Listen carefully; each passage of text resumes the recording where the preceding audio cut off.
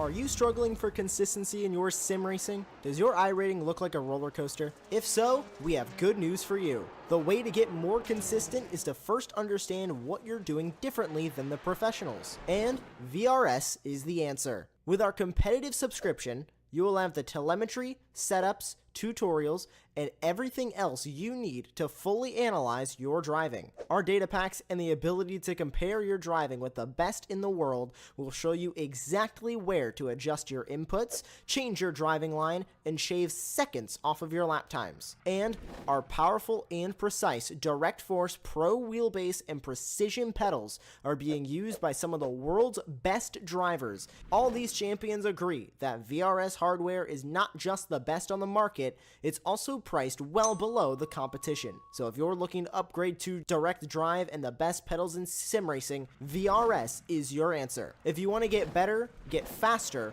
and make it happen sooner rather than later, you owe it to yourself to find out why so many people are switching to VRS. You'll be so glad that you did. Visit www.virtualracingschool.com and learn why the best use VRS.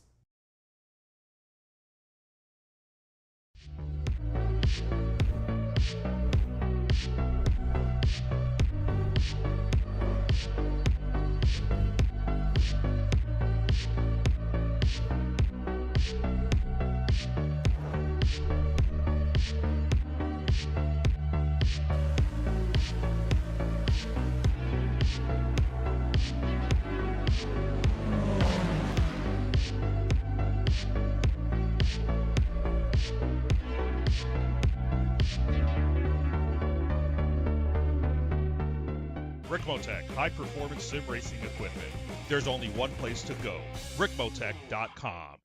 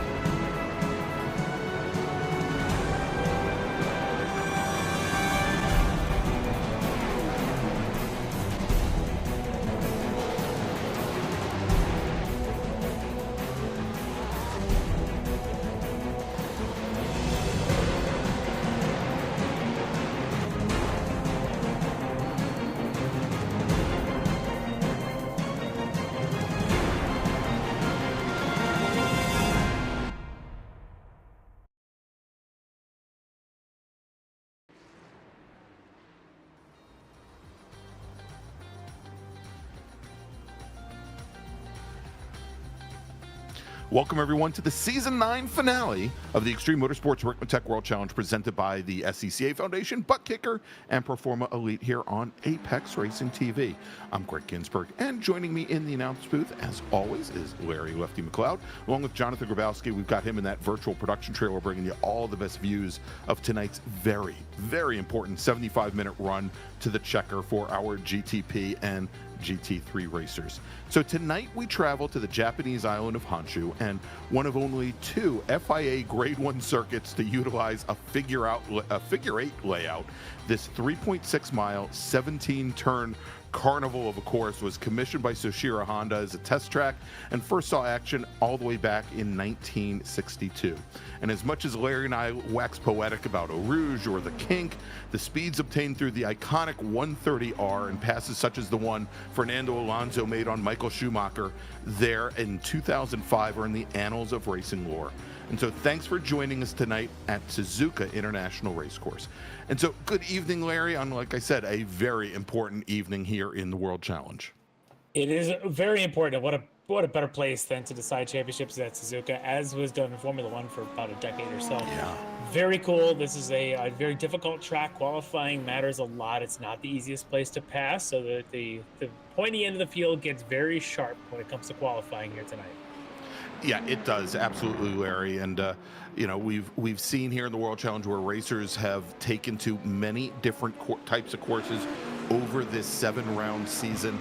And as you said, I think Suzuka is an amazing way to finish up the season. As we watch now, we can see how incredibly fixated and focused Fernando Takahashi is. And this is just in practice.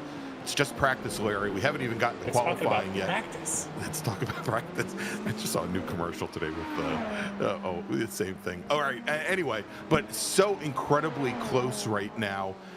Here in, for example, GTP, where Takahashi is the 5th fastest driver, but they're about a second separating most of our racers in that class. But let's do this. We're going to talk a little bit about where we stand in the point standings across our 3 different classes here tonight, and we've got some people that are vying for championships that hopefully we can pull into the commentary booth before we get racing tonight. So let's quickly turn things over to Kevin Ford for tonight's track guide of the Suzuka International Circuit. Welcome everyone to Suzuka GP course located right here in Suzuka, Japan. Great to have you with us as we provide you your track guide around this historical road course that dates all the way back to 1962. That's when track designer John Hugenholtz designed it as a Honda test track. There are 5 configurations to the course, but today we'll be driving that 3.6 mile GP version. Well, strap in and hold on as we begin our track guide down the front straightaway here at Suzuka GP circuit. We'll be picking up a lot of speed as this is a downhill front straight. As you see us getting up through the gears into 5th gear across the starting finish line and heading down into that very fast entry of turn 1. 150 plus miles an hour down into here. Heavy on the brakes. You want to get a laid apex out of 2 here. Get a good solid run up into the left-hander of 3. This brings us into a very tight section. Really want to set up those exits to get that entry just right into that next corner. Here we're going to take a laid wide apex into 6. This will bring us up into 7. This is pretty quick through here. Once those tires heat up, that's pretty much flat out right up through this hill, this quick left-hander. This will bring us to turns 8 and 9. 2 very difficult right-handers coming through 8. This gets really tight here coming through 9. Let the car roll to the bottom, and then watch that back end coming up out of 9. Heading up the little short chute here, we're going to come around 10, and then ultimately into the hairpin of 11. Down on the brakes, laid apex, get a nice smooth exit up through the gears. And once again into a very fast section, a right-hand sweeper here that really allows you to open things up. This is going to bring us all the way up into turn 13, which is the spoon. Very large corner. First entry is pretty simple here. This is what gets tough, trying to find that late apex point, get that throttle down, and get that momentum coming up onto this very fast straightaway. A lot of overtaking opportunities happen right here. These drivers will be coming up across what's known as 130R. This is the crossover where you come out of the exit of turn 9. Going over that bridge there, down into 14 here. This will bring us to a very fast chicane. 15 and 16. Back down through the gears. Take just a very small amount of curb there. Don't want to upset the balance of the car. And then ultimately down the hill and out of 17, back up through the gears. And we return to the front straightaway here. And looky there, there's your track guide around this 3.6 mile very fast course of Suzuka GP circuit.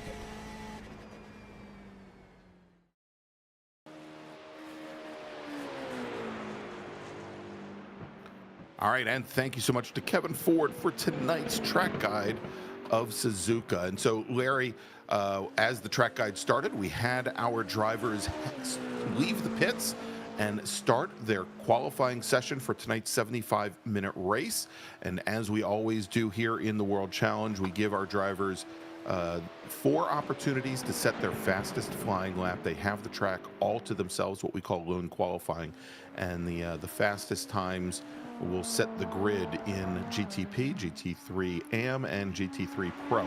But we'll start picking those cars out in just a few moments here as some times start to roll in, as most of our drivers are on their out laps currently. But Larry, why don't we take a look at the current standings here in the World Challenge, because things are incredibly tight up at the in the battle for the Season 9 championships in all 3 of our classes. We'll start off with GT3 AM. Where our current points leader is Rockefeller Racing's Aaron Beaver. and he's got 225 points, and he's made them all in his Mercedes-AMG GT3. Running second in the championship now is Jeff Brooks from The Wrong Stuff, and you can see there he is only 5 points behind currently. So very tight running there. Jeff's been running his Audi R8 for The Wrong Stuff all season long. And then we've got one of our Ferrari drivers, Alex Brown from Team Collusion. He's currently running a little bit further back, about 24 points back from Brooks, 29 out of the championship. But he's, he's one looking to move up, but he's got David Steiner and Ilya Spiker both tied for 4th position directly behind him. And then oh my God, it is a 1, 2, 3, 4, 5. I think a 5-way tie right now, Larry, for 6th position. So real tight there in AM. And let's take a look over at GT3 Pro, where Ken Copeland from The Wrong Stuff made the switch to The Wrong Stuff this season. He has a 7-point advantage over his teammate Michael Brooks. We may have Michael in with us possibly pre-race to talk about how things are playing out in the championship currently. And Michael Brooks, he is only 11 points up on Leo Dragota, and then there's a pretty big drop off to Travis Schwenke from Orion Racing. But real tight battle there right at the top of GT3 Pro between those two teammates. And interesting as always, Copeland, who had an amazing run last round at Sebring. Copeland getting it all done in his Mercedes, while his teammate is racing a Lamborghini this year. All right, so let's look over at GTP, where Jordan Butler from DNA Motorsports holds a 6-point advantage over his DNA teammate Tanner Dibble. And same thing as as we saw in GT3 Pro, the two teammates driving very different chassis. We've got Jordan in his Acura ARX, and then we've got Tanner Dibble in the Porsche 963 there. And then only 3 points back from there is Milan Harris from Rockefeller Racing. He's driving a Cadillac, and he's got, as we see here, 236 points. And Ben Rose, just another 6 points back from there, tied with Paulo Cui Grant for 4th in the championship currently. But real tight running here across all our 3 classes. Yeah, which makes tonight very exciting, and to run to the championship here. This has been it's been another great season, but coming in here at the finale at Suzuka doesn't get any better than this. All right, so we've got some of our initial times coming in, Larry, and we are looking at Milan Harris, who we just talked about in the Cadillac, but Bailey Petrowski now sets the bar pretty darn high, puts in a 142.62 on his 2nd flying lap. He was our Season 8 GTP champion, and Petrowski, I don't think the season he really wants. He actually dropped 5 spots in the championship after Sebring. He's currently sitting 7th in the points, but those GTP cars, you'll be able to pick them out on track because they've got the black number boards, and while they look like prototype cars, in our timing tower on the side of the screen, you can see we've got all of those cars marked, and the positions in class that they currently are marked in black, and they're usually going to be sitting up at the top of the timing tower since they are considerably faster than the GT3 cars.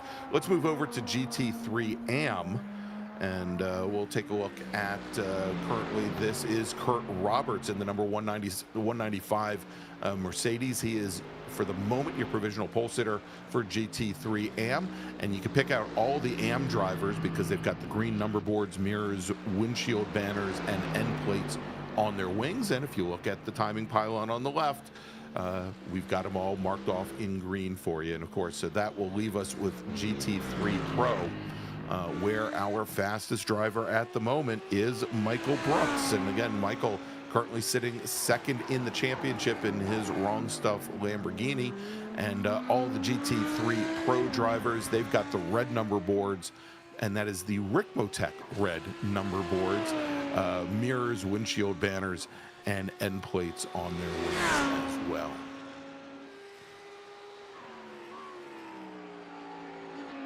Just about halfway through here, still kind of watch these times drop. And you can see that delta between the GTPs and our GT3 cars, about 17 seconds or so. Yeah. which means they're going to be coming up on them rapidly and regularly. And this is not the widest strip of pavement anymore. No, it isn't. It's always fun to see where can the GTP cars get on by, especially when you get things like through the S's, through these chicanes. They sometimes have to wait back because they're really kind of single file in a lot of places. So very difficult tonight for our GTP drivers to keep it clean. Some of them may try to get aggressive. That may pay off if they can do it cleanly, or could cause incidents, could cause penalties, and could decide championships if things don't work out for our drivers. So a lot on the line tonight, and a lot of precision and carefulness along with aggression has to be balanced correctly if you want to win here. Yeah, indeed. And we saw as we were watching Jordan Butler there in the 172 Acura, our current points leader in GTP, when he came through the Casio Triangle, the last 3 corners are basically the chicane that we have that leads you onto the front straight. You saw how incredibly tight it was there. And Larry, during practice, we saw 4 GTP drivers try to cram their machines into the Casio Triangle all at once, and one of the drivers actually had to take the little escape road that's driver's right. I think he thought that maybe that would get him to the pits, but it was actually the road to nowhere for him. As that access road just disappeared. As we take a look now at Jeff Jacobs. Jeff is racing for the SCCA Foundation, one of our new sponsors here this season. He is currently 7th fastest in GT3 Pro, driving that number 38 BMW. Making the wonderful tones of that engine noise that it does make. It always sounds good. Yeah, there's a lot to be said for that BMW motor, and you know I would make another crack about the nose, but I'm not going to go and do that. It's not so bad. You know, it's growing on me. No, it's getting there. You know, you beat it with a stick or the back bumper of the car ahead, one of the two, and it's just fine.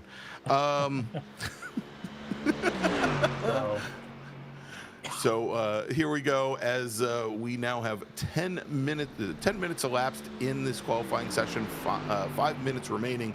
But again, we give our drivers 4 flying laps. Bailey Petrowski has completed his final flying lap, and he puts in a 142.62. Milan Harris in his Cadillac, a 143.22. And look at this. We were just talking about how we didn't, it was sort of an outlier that Travis Schwenke and Orion Racing in general not in contention for the championship this season. But Travis Schwenke puts the number 16 Audi to the top of the GT3 Pro leaderboard here with a time of 159.74. And it's about 11 hundredths up on everybody else in the class. We do still have a few drivers remaining here on course looking to put in their final flying laps, like Elias Halabi in the number 28 Porsche. Yeah, Travis comes into tonight, as you went to the points. He's a kind of a bit of a distance off the podium right now. He comes in distant 4th, probably not much of a chance to win a championship. He doesn't have a win yet this season. Maybe tonight's going to be his night. We've seen a couple other winners, obviously, with Ken Copeland winning a lot of the rounds. We had Michael Brooks winning a round. But Travis, that Orion team, a little bit off here this season. Maybe tonight's the night he gets it on track and shows us that he's still got that pace. All right, well, Larry, speaking of Brooks, or at least one of the Brooks brothers, we've got Michael Brooks from DNA Racing here in there. Probably not DNA, from the Wrong Stuff Racing, driver of the 83 GT3 Pro Lamborghini, currently running against second in the championship to his teammate Ken Copeland. Let's hear from him. All right, Michael Brooks has joined us here. And Michael, you got yourself into a good qualifying position. Up until a moment ago, it looked like you might have even started the race on pole, but it looks like Travis got you right there. How you feeling about tonight's race and your starting position so far? I'm feeling all right. I wasn't expecting to be up in the top 3, so second place I'm happy with. I know Travis and Leo both have a lot of pace, so I have my work cut out for me.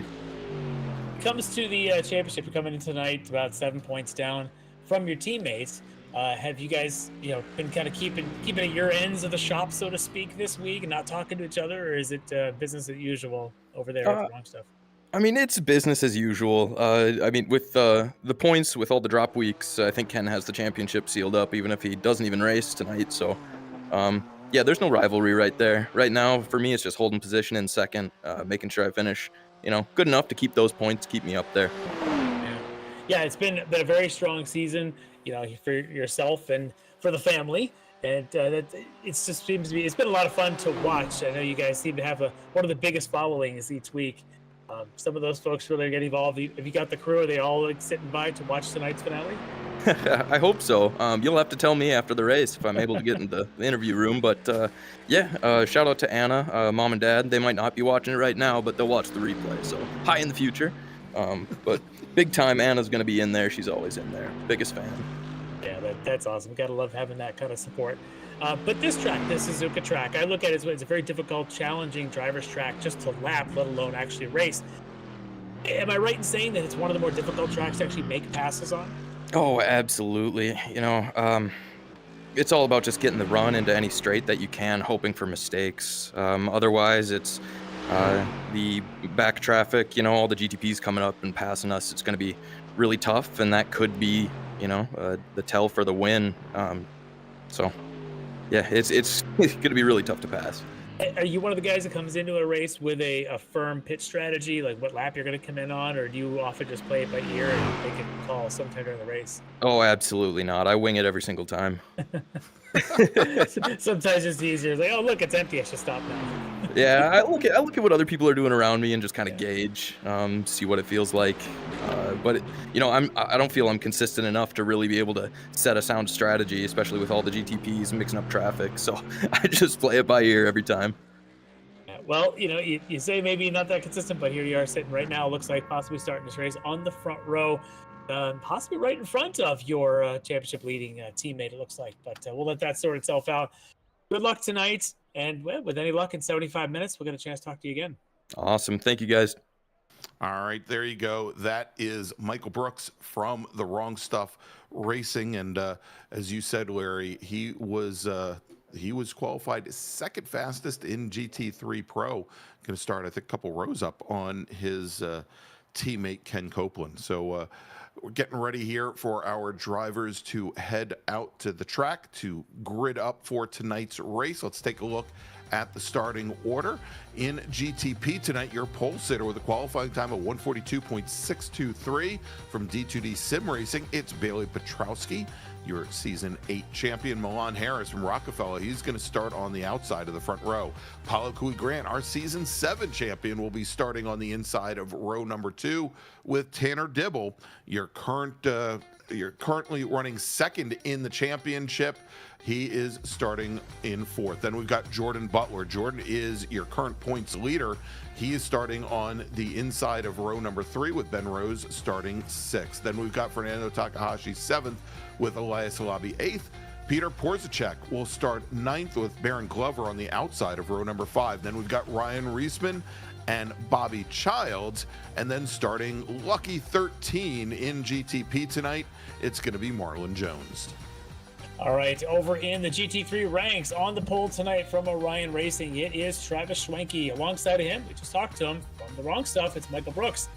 On the inside of row 2, it's going to be another Orion. It's going to be Leo Dragotta there on the inside, right behind his teammate. On the outside, it's going to be actually, should be our highest qualifying AM driver from Dead Bull, Kurt Roberts. On row 3, it should be on the inside, Ken Copeland, the championship leader from The Wrong Stuff. He'll be lined up alongside Ilya Spiker from Rockefeller Racing. Behind them, Jeff Brooks, the other of the Brooks brothers from The Wrong Stuff. He's an AM category.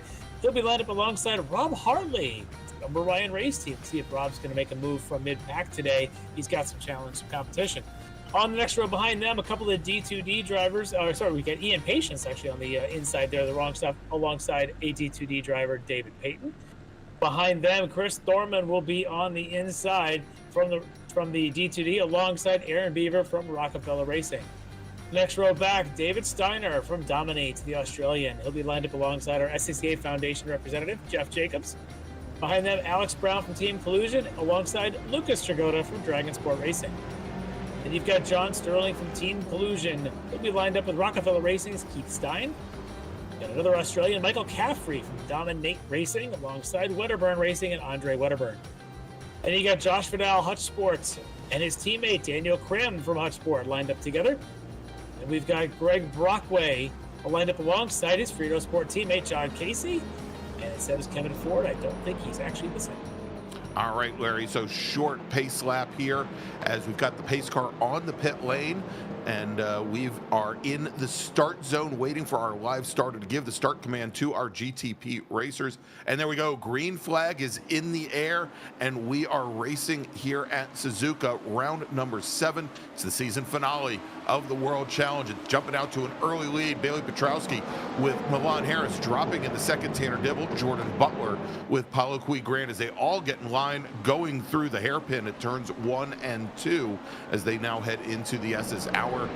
Oh, and we've got a couple cars that have gone off. That's Fernando Takahashi that has gone off, and I think Ben Rose as well. The Porsche from Rose as our GT3 machines now take the green flag. Driver jumping for a moment there, taking a look to the inside. Yeah, gets back in line. And he's got it. Wow, jumping out to an early lead there. Michael Brooks gets around Travis Schwenke. Schwenke manages to hold off Kurt Roberts for the moment in his Mercedes, in that bright red Mercedes.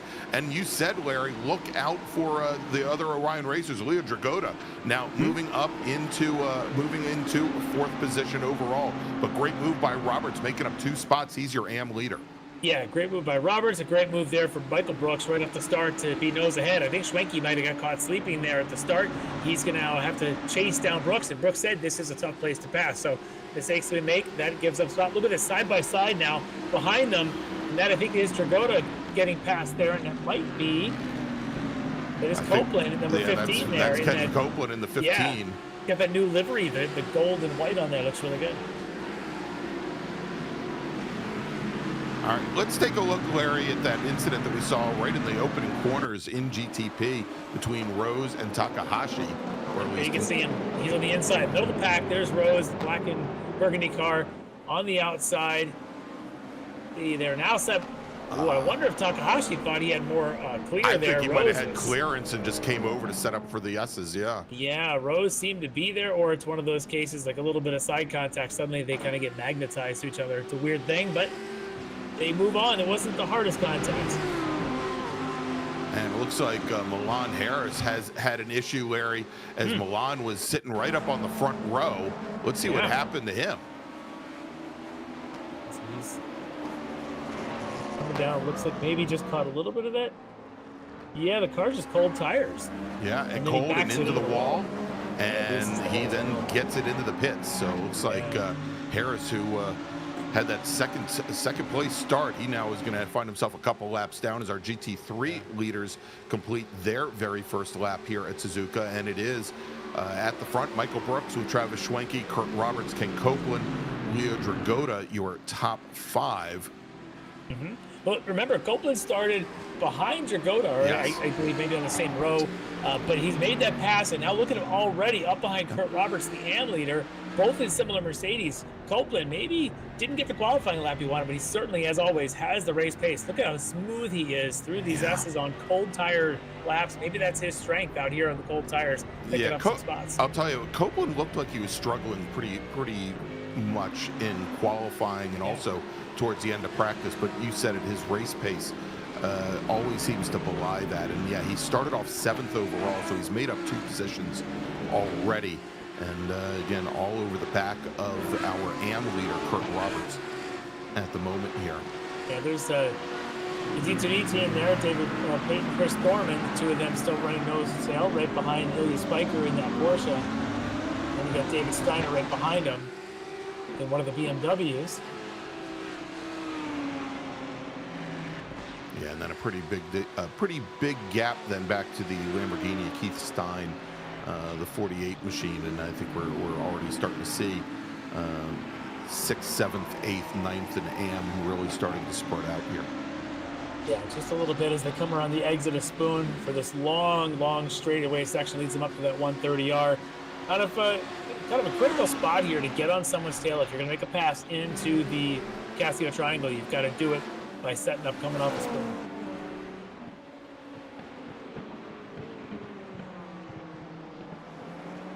Dibble already about 2 seconds back from Bailey Petrowski.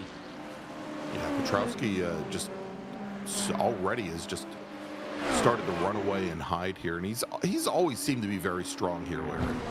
Yeah, in that GTP machine.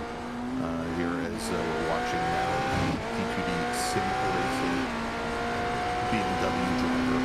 And even as most of the D2D racers in GTP had, I think, moved over. Well, at one point I thought had moved over to the Acuras. Now I think they're all running in the BMWs, like Petrowski.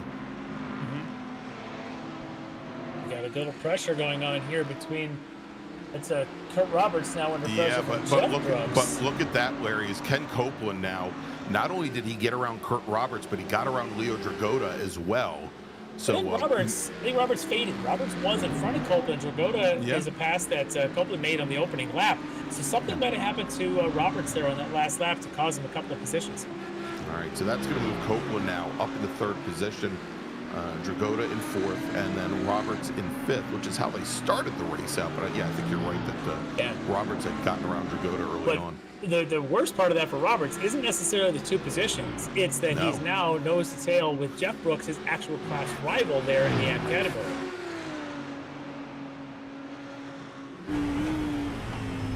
Go on board here with Jeff Brooks in that Audi. Coming around that smooth curve, trying to get that just right balance. I've always found the Audi to be, like the Lamborghini, difficult to balance in those long sweepers. The Mercedes is always just rock solid and stable everywhere you go. Yeah, small touch of understeer going in the corner, mid-corner, and then just kind of hunkers down on exit. Yeah. Oh, but as I say that, and as we say that, Robert says to get under control. He does. Oh. And Larry, I don't know what happened there because that was on a straightaway that he did, and he was about halfway down the straight when it happened. And actually, I think it was on the exit of 130R. If you watch him go through 130R, I wonder if he touched the asphalt on the outside or if the car just got loose. As you watch him, it gets a little bit of AstroTurf. You see that green strip? Yeah, that's slippery stuff. You don't want to get your right side tires on that, but what great job to save it and maintain the position just ahead of the Brooks brothers there. Yeah, just ahead of Jeff Brooks in the Audi. Yeah. One more shot at this on board at the Code Brown moment for Kurt as he just touches that little bit of strip of AstroTurf out there. Oh, that wall, it comes up on you quick. Don't look at it. Don't look at it. Just keep steering. Just steer. Great save. Look at that. Still in the same position. So he's had an interesting start here to this race. He's going to have to find a way to settle down. 75 minutes, a long night. I'd say settle down, Beavis, but after watching Saturday Night Live on Saturday night, I don't think I can make any good Beavis and Butthead jokes. All right. All right, back to now, like I talked about in the during qualifying, these GTP cars are going to be coming through the traffic early and often tonight. And already, this is Jordan Butler and Polly Grant right behind Tanner Dibble, going through some of this GT3 traffic already. And it's a big field tonight. We have a lot of cars on track. You can see right there, they're trying to get around not successfully. Yeah, that was Jordan Butler in the 172 Acura. And oh my. And I think that might have been Michael Caffrey in that Mercedes, that gold-colored Mercedes that he was trying to get around. Looks like Caffrey was able to get away unscathed. That's that traffic. You start going through that hairpin, and you think you can get on the gas, and one car gets a little bit late on the gas, suddenly it's a big giant pileup. Here he comes again. He's going to tiptoe this time. Take 2. Yeah. All right, we got Bobby Childs, his first trip through traffic, following Ryan Reisman in the Cadillac. It's the 62 of Greg Brockway. They just get around nice and cleanly. Bobby, the beautiful paint there on the D2D GTP car. I think he's the man for the paints there for that team. Did I even see what the anime graphic is on the vertical wing? No. Let's not. No. Let's not. Is it fully clothed?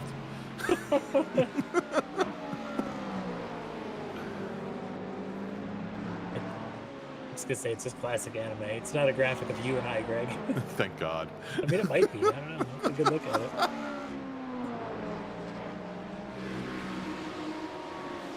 Oh, the teammates in the D2D. We go from the GTP rep now back to the GT3 ranks. So Thorman And Peyton. Look at Peyton's the traffic behind him. Peyton's in the black and green. The Thorman is in the black and red right behind. Yeah, and they've got all this GTP traffic bottled up behind them. That's Tanner Dibble. He's running a second overall in this race. He's trying to go catch Bailey Petrowski and sitting there behind those guys all the way into the hairpin and out. That's not going to help his cause. Is Grant doing the same in his D2D, his BMW?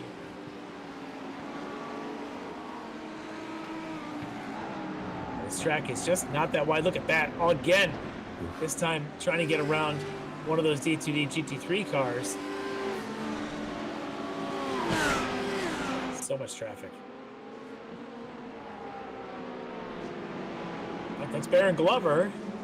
And Takahashi, who had that lap 1 spin, and then I think we've got Ben Rose in the 5.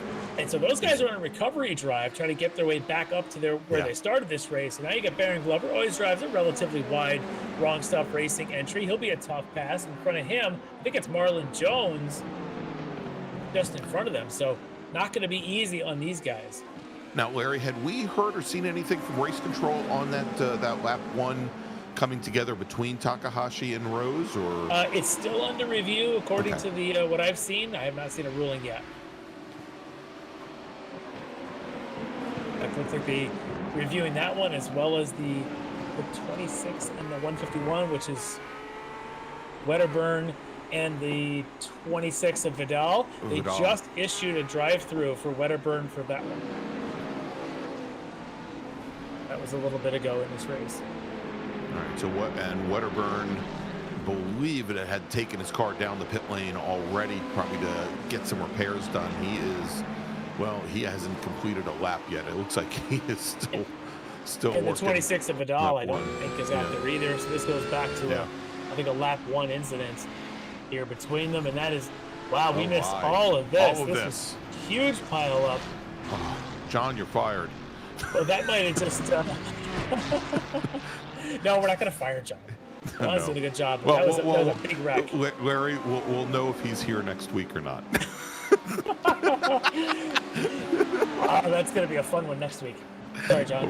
Oh, yeah. But yes, that was a big wreck. Took a couple of cars out of that on that lap 1. So you get a great replay shot here from the Apex Racing blimp. Just a little bit of not leaving enough room, honestly. Yeah. If that was the Porsche there. Yeah, you would have had to. Yeah, I think so. Wedderburn is in the 151 Porsche Milan. Milan Harris. That's the GTP Cadillac. All right, and then here we've got Jacobs on the inside of one of the Mercedes. So they just come together on the exit of that corner, and this may have started the chain reaction. Right. So I know we've got Kevin Ford, who's in the pits now. Was that the Aaron Beaver entry? I think, and I think Sterling. I think John Sterling was in the red Ferrari, the '87 Ferrari that got caught up in that. Yes, you had Sterling, you had Vidal go out, you had Milan Harris, Wedderburn spent some time in the pits. He had a lot of things going on, but what it did, the positive side. And I think the Mercedes was Aaron Beaver. I'm fairly certain. That was included yes, in he that. is the Mercedes that was in that. So the optimist to me and says, though, that's about 7-8 cars that aren't in this race anymore. There's more track room for all the other activities that need to be going on. You're welcome, everybody. See, that's you got to look at it. It's always got to be a positive spin somewhere. That's right. As we're looking at our race leader, Bailey Petrowski, now up by about 2.5 seconds on Tanner Dibble, then Polly Cui Grant, Petrowski's teammate, sitting in 3rd, and that's been hovering that 2 to 3 second range now for a while. There you can see Dibble, there you can see Grant, 3 quick drivers now. Nose to tail, for a moment they can breathe as they're in between traffic blips here. Not easy.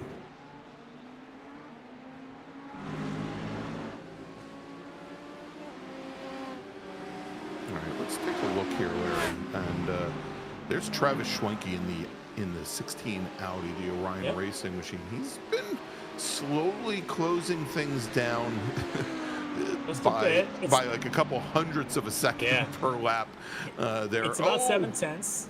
Oh, and going off just ahead of him, that was, I think, Ben Rose.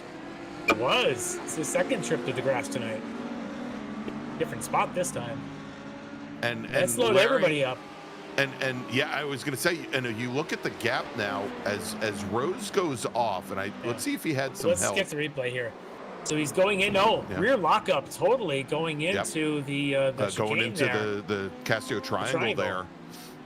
And so he strange rear rejoins. lockup. But when he rejoins Larry, he ends up rejoining almost side by side with Travis Schwenke, and Schwenke had ended up losing about 6 or 7 car lengths to Brooks ahead. As we joined for live action right there, he ended up side by side with Michael Brooks, and now the two, Brooks and Schwenke, are close together again. Look at this replay. Takahashi, who's already had a trip in the grass tonight, and he's about to get another.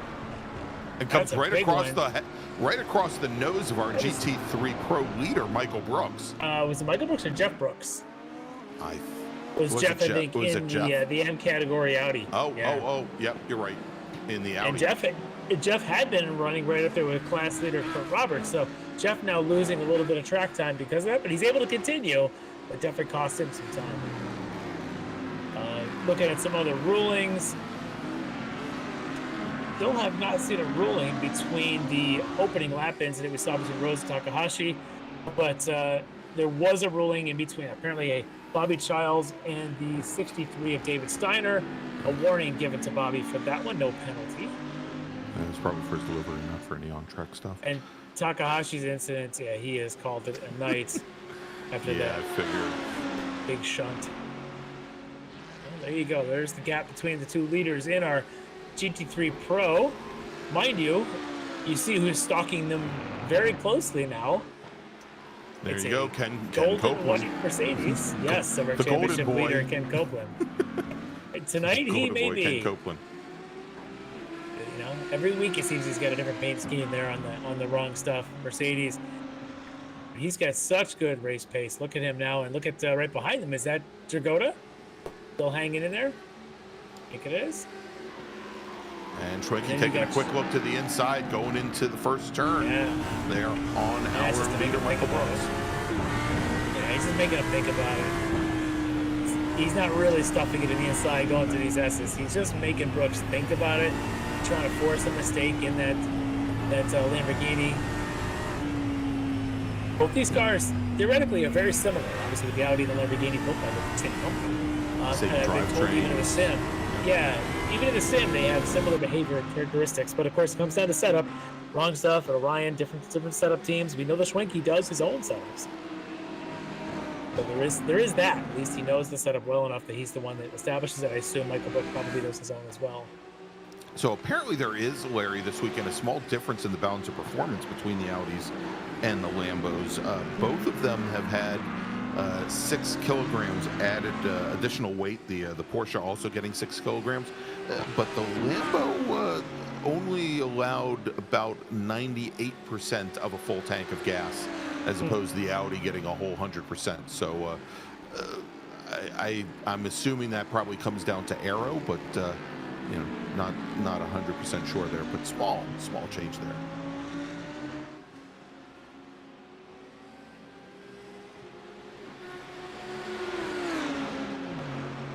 Now here's one of those chances to maybe get up there, but the draft isn't that strong. You know, but wouldn't Schwenke at this point, given where he is behind Brooks, be a little bit more content, use this as a little bit of an opportunity to fuel save, or do you think he's more worried about Copeland behind? That's a very strong strategy here because how difficult it is to pass. Right. You almost don't want to be the lead dog. You're way better off just doing some lift and coast going into the brake zones. Of course, you got Copeland behind him, and he's got to be thinking, well, Ken's going to do the same thing that he is. So maybe that's what the two of them do and try to pass Brooks going into the pit stops here in about another 20 minutes or so. Well, and we know that, you know, last round at Sebring, Larry, Ken Copeland, to say that he was the king of fuel strategy, holy crap. Who needs a pit stop? Right, exactly. He ran flag the flag on one tank of gas when nobody else could to take the win. Yep. Strategy can win you races. Crazy how that works. But they pay crew chiefs. In the case of Ken Copeland, crew chief and driver, I guess they get the same paycheck. Yeah, well, yeah, or crew chief gets like $10 a month, something like that. No, They split one paycheck, however they decide. Whatever that yearly subscription is. Anyway, here, Larry, wanted to remind everybody that after tonight's race at our virtual awards ceremony, our sponsor, Buttkicker, will once again award a lucky racer here in the World Challenge with a Buttkicker Gamer Plus package valued at $279.95. If you want to turn up the immersion in your sim rig, visit thebuttkicker.com for more details.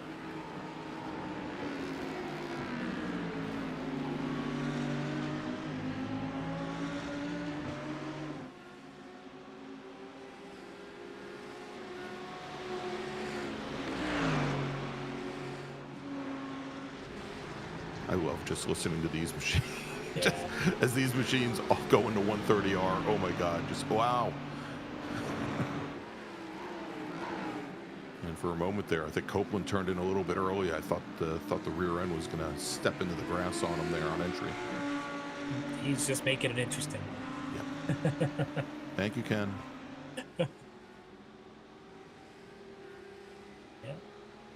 He's just content back there. Yeah. He doesn't see a little flash of the lights. He's just saying, "Hi guys, I'm here too." Either that or maybe his rev limiter is tied to his lights flashing. Wouldn't that be fun? That'd be a fun little trick. Every time you touch the rev limiter, you flash the lights in the car in front of you. I like it. Yeah, go ahead.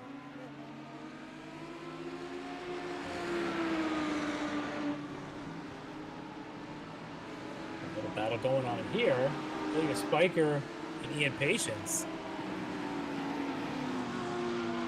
Yeah, Spiker in the the 86 Porsche there, and Ilya Spiker in, and then Ian Patience in the Audi just ahead.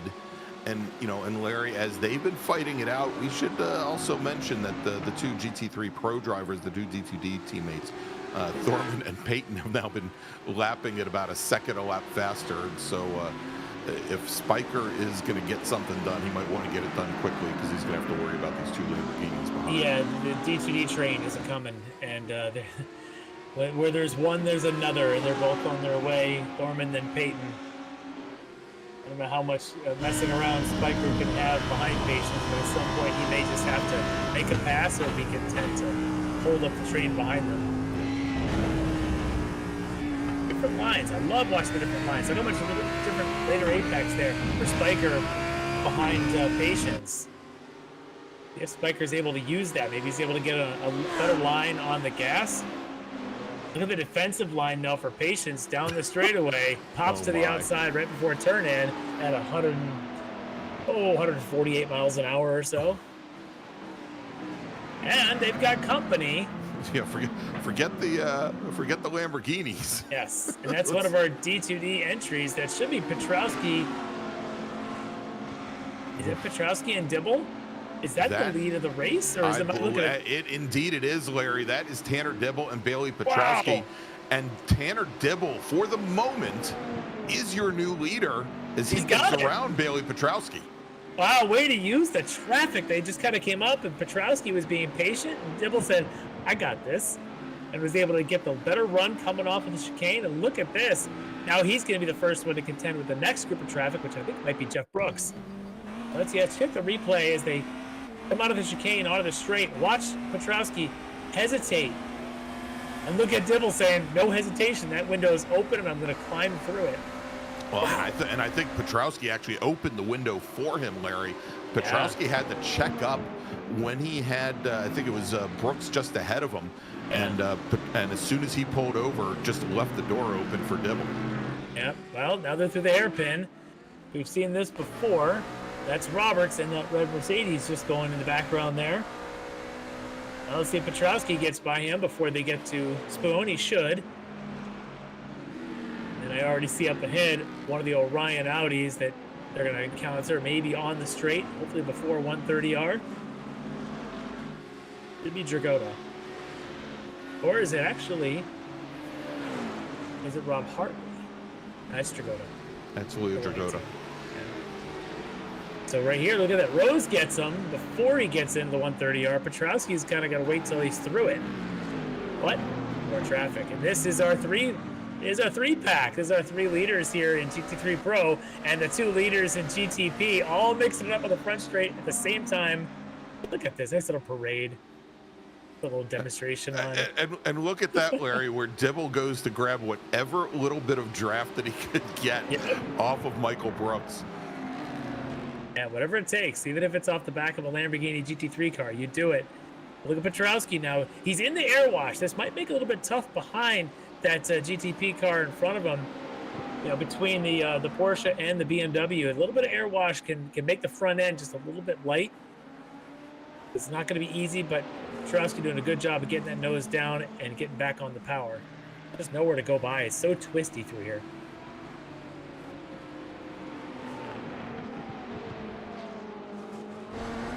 Air for the moment in front of him.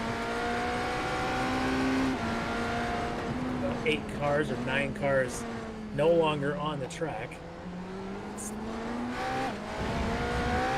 Taking us down from about 37 start of the race to about 27 or 28 start. Might still be running. And if you saw that, Larry, Dibble got a much better dig out of the hairpin there. Over at 11.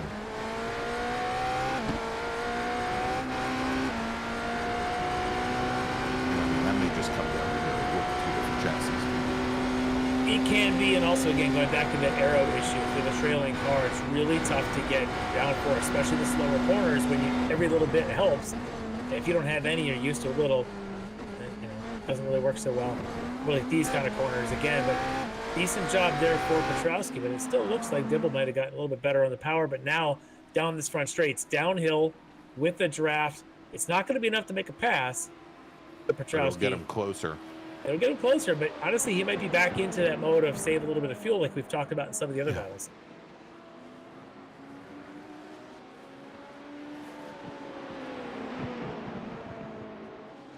Yeah, hard to believe we're only about a quarter of the way, or probably a third of the way through the race here, and probably not even expecting drivers to come in for their pit stops for probably pit window should be opening for the GTP cars in about 2 laps, Larry. And GT3 cars also about 3 laps. It'll be interesting to see if Petrowski decides to dive in early just to create space and separation to Dibble. To guarantee a bit of a different pit strategy rather than just staying behind, unless he thinks he can save some fuel, but that's always tough through this traffic management, the way these GTP cars roll. All right, jumping back over to GT3 Pro, pardon me. GT3P? GT3P, yes. By the way, there was a ruling issued on the opening corner incident between Rose and Takahashi. No further action required. Part of it might be that Takahashi's already had another incident and already left the chat, as they say. Yes. So, but he's left the facility. Yeah. he's on the Ferris wheel right now. He's already cracked himself a beer for the night. He's good. But these 3 have settled down. It looks like Schwenke maybe is just content, or maybe he's more worried more about Copeland behind than he is about Brooks in front.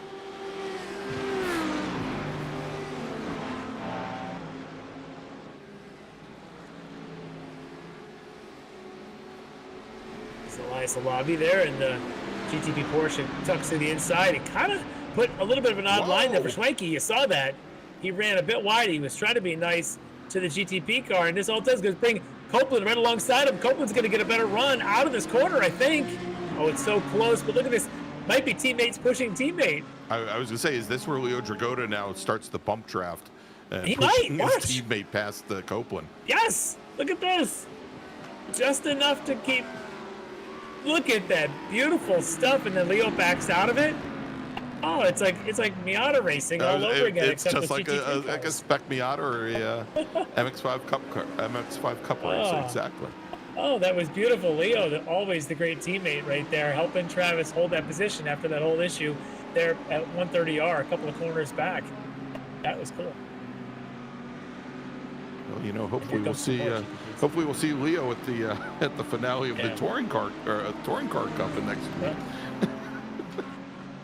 Well, I'm seeing looks like Baron Glover trying to get between there in that Wrong Stuff GTP car, and then right behind him looks like Bobby Childs, fan favorite, is going to try and come around the outside of these guys. Again, they're fighting for the lead at GT3, and that is a couple of slow teammates. Never good. What's going on here, guys? Door to door. Yeah, let's see if we can pick up and see exactly what happened between Peyton and Thorman here. The more Eric Violet is watching. All right, on board with Peyton. Watching Peyton as he's got behind him Marlon Jones. Well, and in front of him, a spinning teammate, and they do make contact. Yeah, that was Thorman that probably Peyton that went around, and then Thorman ended up tagging him. Yeah. They're not quite. Well, they weren't challenging each other. It just happened to be one spin took the other. Yeah, unfortunate for teammates there. Good flashback to this group. Again, Michael Brooks now has a little bit of a buffer out in front of him with these three battling behind. Schwenke, it's still Schwenke, Copeland, and Dragotta. 3-4. Inching closer to that first pit stop.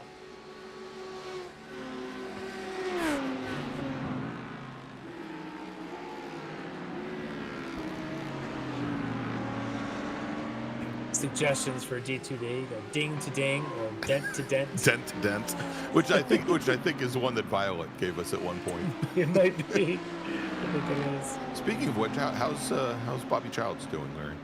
He is still in the race. I'm not going to make any assessments of his driving. There he is in that beautiful livery car. Right behind him, Ben Rose, who's been off a couple times. He's had a bit of an exciting, maybe not in the good way, kind of a race for Ben.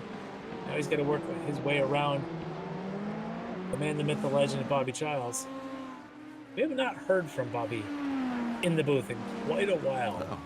I'd be getting the itch for it. That maybe next season, one of those 90-minute races, we'll get him up in here. All right.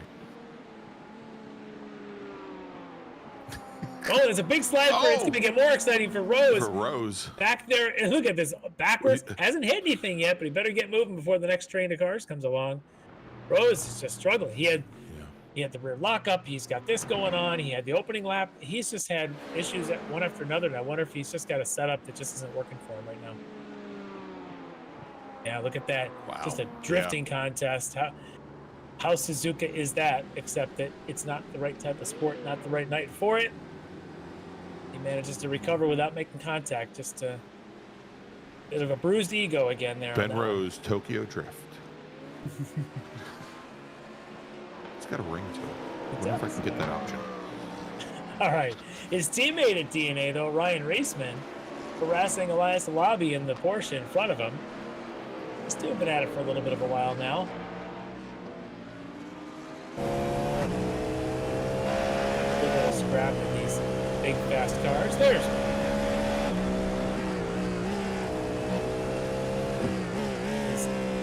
his DNA Motorsports background there, the full home studio.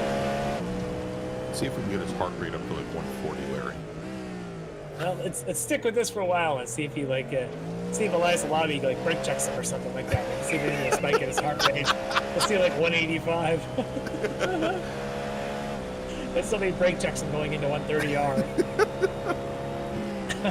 If only somebody can get a message to Elias and let him know, hey, we're watching Ryan's heart rate right now. What can you do? What can you do?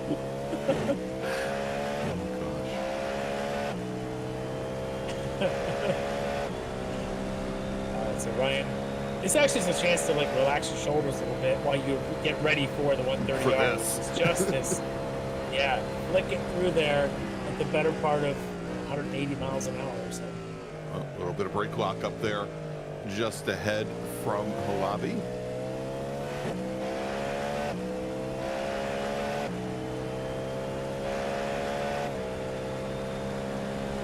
We're going to continue this battle. It should be 4th, 6th, and 7th in the GTP field. A little bit, quite a bit there in front of him. It's going to be Yeah, Porzachek. I was going to say, I think that's We haven't heard much from him Porzachek tonight. ahead. Yeah. I've not heard from Porzachek. He's having a good, quiet race. Sometimes that's the best kind. And there he is, right on cue. Thank you, John.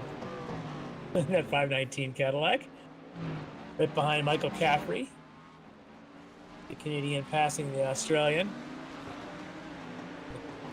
And the king is happy. I almost said the queen, but rest in peace, queen. Yeah, I guess there is a queen, but not the queen. I'll take British monarchy for 1,000, please, Alex. Gosh. All right, back to this, and it's still the meat is the Ken Copeland wrong stuff meat in the middle of an Orion sandwich right now. The wrong meat in the sandwich. Wrong meat and the Orion sourdough going on right now. Nothing's changed, which tells me these guys are being conservative and likely saving fuel. Although, is that a wrinkle in the hood of the wrong stuff Mercedes? Just on that right front, there's a little wrinkle there. Yeah. There's something going on there. I think we know when that happened, but doesn't seem to be slowing him down at all. Although I'll tell you, just watching his entrances to 130R and a couple of the slower corners as well, it looks like a much more loose setup than we typically see out of Copeland. That car looks not, I don't want to say it's out of sorts, and obviously he's keeping up and keeping a very good pace with the two Audis here, but it looks like it's a little bit tougher drive for him tonight. It could be.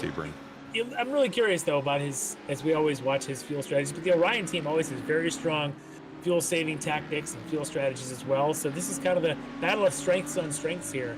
Who can save a little bit of fuel while maintaining that pace? And maybe that's what's going on, is trying to use his little brakes, basically just coast a little bit in, but try to carry that bit of speed. My car may look a bit loose, but in the end, I might just be trying to save some gas. Yeah, I was going to say, just the rear end not hunkering down, although he's the only one, and lap after lap, and you even saw the marks over there in the grass, Larry, putting two wheels into the dirt on the entrance to 130R. Yeah, that gives me pause, and I'm sure it would. I'm sure that would probably also make Ryan Reisman's heart rate go up. It would. We not quite to the halfway mark yet. No, but we are starting to see some drivers come in. That is Robert Hartley from Orion, first of our GT3 drivers to take a pit stop. But let's do this, Larry. We're right at the top of the hour. And now as we see Ilya Spiker coming in for his pit stop, let's quickly take a break, and we'll come back, take you all the way to the checkered flag here at Suzuka, where you're watching the season finale, the season 9 finale of the Extreme Motorsports Ricmotech World Challenge, presented by the SCCA Foundation and Buttkicker. We'll be right back. Ricmotech, high-performance sim racing equipment. Whether you're just looking to have fun, train for race day, or become a serious esports competitor, Ricmotech has you covered. Hundreds of name brand parts. Support from experts that love sim racing. Trusted by the pros. There's only one place to go, Ricmotech.com.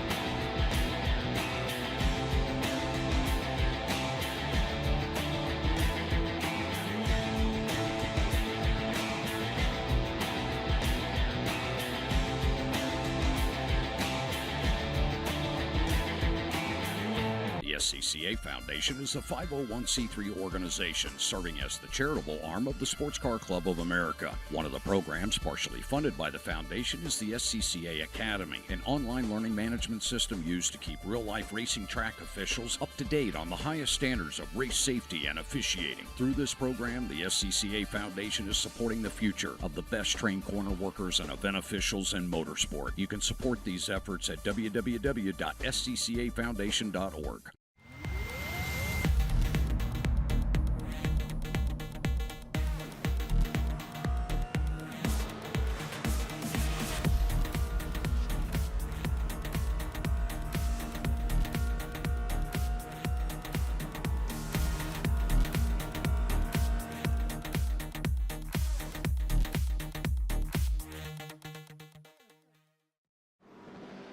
The search is over. The most comprehensive league scoring solution is here, with the ability for multi-level championships, custom incident tracking, post-race time penalties, support for heats, drop weeks display, multi-car team scoring, advanced web widgets, rookie championships, a custom paint system, and load those results in seconds. Visit extremescoring.info today. Ricmotech high-performance sim racing equipment. There's only one place to go, ricmotech.com.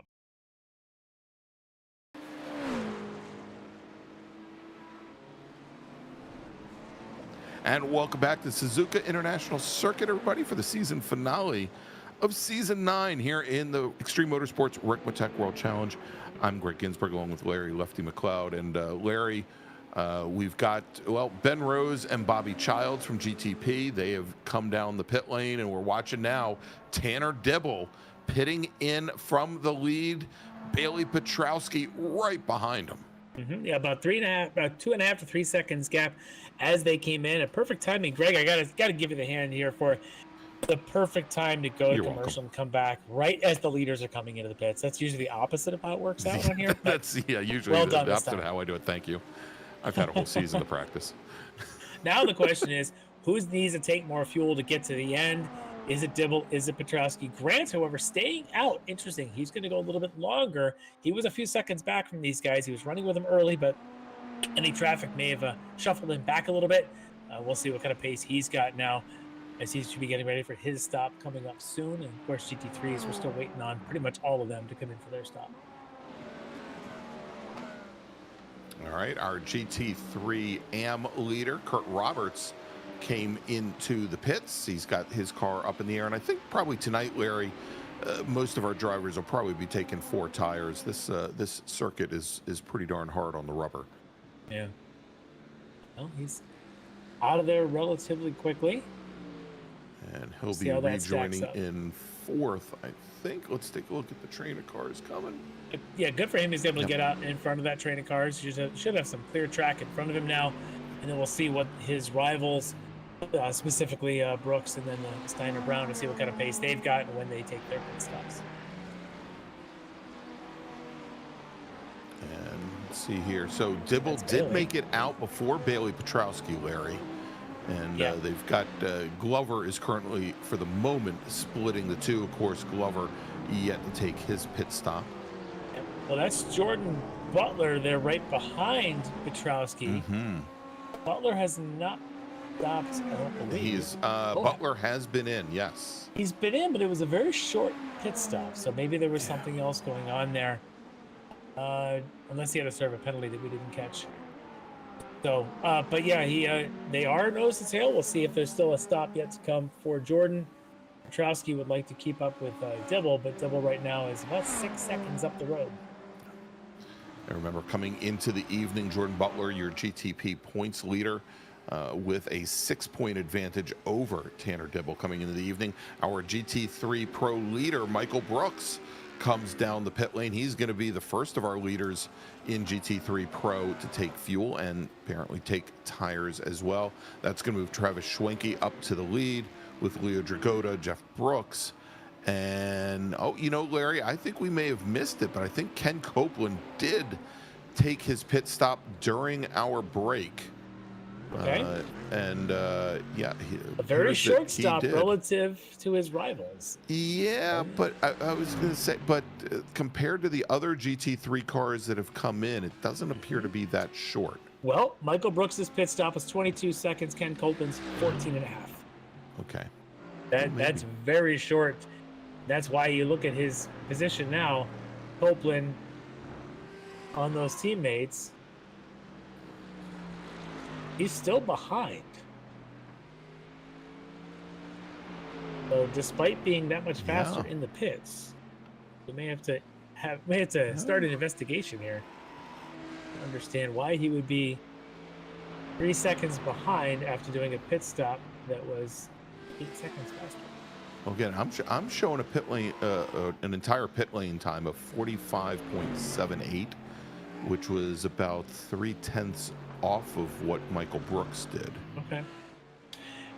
Yeah, maybe the graphic is showing me a slightly different number here. Yeah. So, but we do know is Brooks did come out in front of Copeland by about Yes. that's 3 seconds or so. 3 seconds. So that was the advantage to Brooks there on that exchange.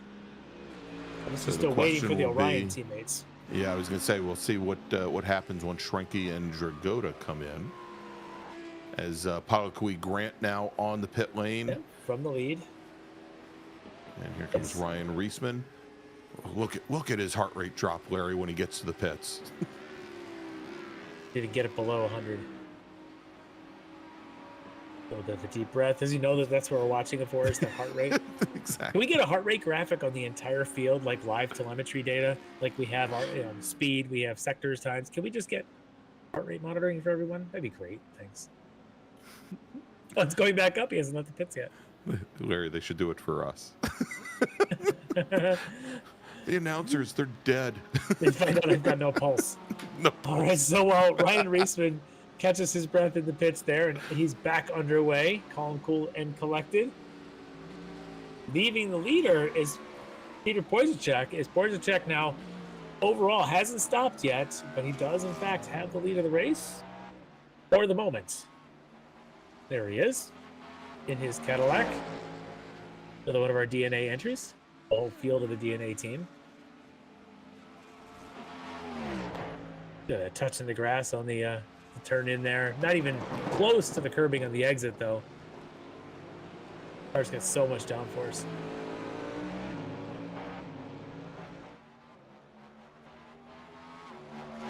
Greg Brockway pits in from 8th and AM. Let's jump back up to Jeff Brooks, who is our leader in AM, and I think he just had an off track. Yeah, take a waiting look and for see what his happened. pit stop, but what's he doing in the meantime prior to coming into the pits? Comes up into the hairpin. Hairpin. Just got loose. I wonder if he caught a little dirt just under braking on the right side of the car and turn in, just caught a little bit of that edge of the grass there. Got the tires a little dirty and they wouldn't grip going through that corner, and that'll do it. That corner is so slow. You need every little bit mechanical that you can get. All right, here come the Orion boys. Schwenke and Dragoda pitting in from the lead in GT3 Pro. Just ahead of him, that's Baron Glover in his GTP Acura. Most of the GTPs take a little longer to refuel than the GT3s, so Yes. that should put our Orion teammates right in front of him. And As that's Jeff Brooks. Yeah. So we're going to keep an eye on Kurt Roberts, who was the leader in AM at the time of these pits all starting. Steiner still has not stopped. He could assume the lead if he continues. There's Michael Brooks, the pseudo leader in GT3 Pro. Yeah, he should be. fastest of He those should who go have to the stopped. lead here. Well, it's going to be close, Larry. Yep. As Brooks does retake the lead. What about Does Ken Leo Dragoda Copeland. get around Ken Copeland? Dakota's going to go hips out here and see if he can kind of block him, but Copeland gets a really good run around turn one. He's still got the nose for an overlap into the S's, but backs out of it. There you go. So move Leo Dragoda now from Orion up Yeah. into third on that pit sequence. That's going to drop now Ken Copeland, our championship leader, back into fourth.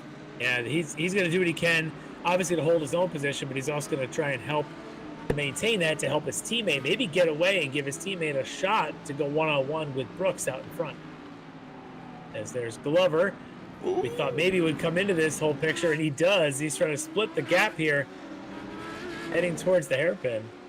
That's a bit dangerous. And Porzachek pits in from the lead in GTP. That's going to move Tanner Dibble back into the overall lead.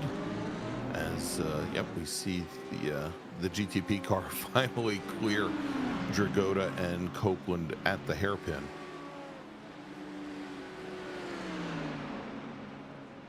Well, interesting though, with the pits all happening like they did, Tanner Dibble opened that lead up. Remember, it was just a couple seconds, but they almost were nose to tail about 2 seconds or so when the Dibble and Petrowski came in. 10 seconds 10. now, the gap. All in that pit exchange between Dibble and Petrowski. That's how you put a stamp on a race. You come out of that pit and just kind of wave goodbye. We'll see if he has enough fuel on board, but that is that's a good buffer, good margin to have. You can take your time through traffic and not feel the pressure. Dibble really helping himself with that pit execution. Well, we still have 35 minutes remaining here. David Steiner now pitting in from the lead in GT3 AM. 25 minutes. That's okay. It's math. Oh, yeah. Oh, yeah. 75 minus 50. Yeah, that would be 25. Whatever. I use new math. I went 50 to 60 is 10 minutes. 1 hour to 15 is 15. So 10 plus 15. I use that math. Just, I'm showing you my work. Answers a quiz. Yeah. All right. Ken Copeland still chasing around. Leo Jagoda as the two leaders have started. My Casio watch. My Casio calculator watch. I thought it was somewhere. Brooks and Schwenke now 6/10 apart, while 3 seconds in front of this battle here. So we've got one battle going on between Orion and the wrong stuff, and another one here between this case and Orion and the wrong stuff. Look how rough that curving is on the outside, going around the Degner.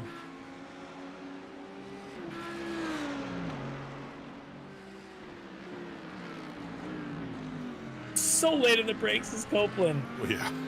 That nose is right in there. Late enough that he almost got the right rear corner of Jagoda's. Just about. It tells me he's anxious. He's anxious to stay close. He wanted to get a run off there to maybe use the draft. Let's take a look then at our. Let's jump to the leaders then in this class with Brooks and Schwenke. Michael Brooks, the pre-race interview. Travis Schwenke right now carrying the flag for Orion, heading toward that 130R.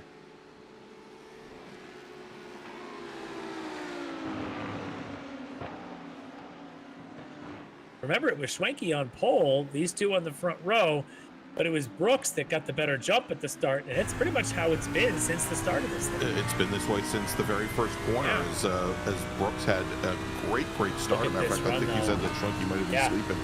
Look at the defensive line. You don't wait in this kind of a race. If you get an opportunity, you go. But look at the defensive line for Brooks, forcing Schwenke to go outside. Is there grip? Nope. No. That's tough out there. That decreasing radius turn one is really tough to be on the outside.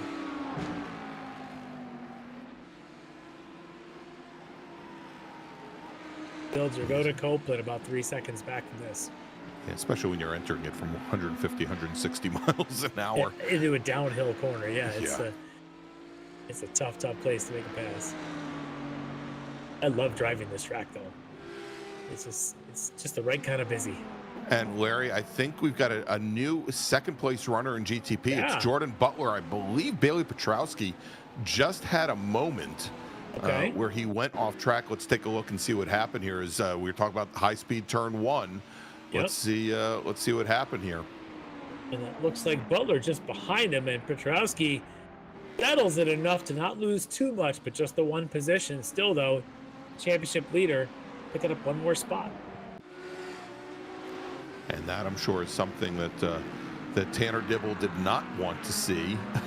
Because as bad as I am at doing simple math and stuff that's base 60, Larry, again, Tanner Dibble came into the night. He was 7 points down. 6 points down, I believe, from his teammate. I love that you can reference the base 60 of time on a clock, but you struggle with the difference between points by 6. I'm just going to point that out. The audience, Greg is working so hard at this. There's steam coming out of his ears. There is. Yeah, forget what we said about heart rate, man. I need blood pressure medication at this point. All right, so we are into the last, we'll call it 22 minutes of this race. The battle for second is as good as it gets right now between these two. Petrowski, a former champion. Butler trying to win this season's. Look at Petrowski with the run down the front straight. It's like we just saw this in GT3s. Kurt Roberts just enough out of the way. They're going to go stay side by side. Petrowski, I think he's got a hold out there. And he's got the inside move as they come into the S's. Oh, look at that move. Holds it there just enough. But he doesn't get clear with the nose, Larry. No, but he's got it here. Now he knows he got it because the next turn is this long left-hander. Dunlop curve, and he's got that nose, but it looks like Butler's not going anywhere. He's going to stay inside for Degner. Look at there's contact. I think that corner was Butler's corner. Petrowski was on that outside. That's a tough place to stay on the outside there. Yeah. And is that probably could be Grant? Yes, that's Grant coming in. This is 2, 3, and 4 now. It's a 3-way fight.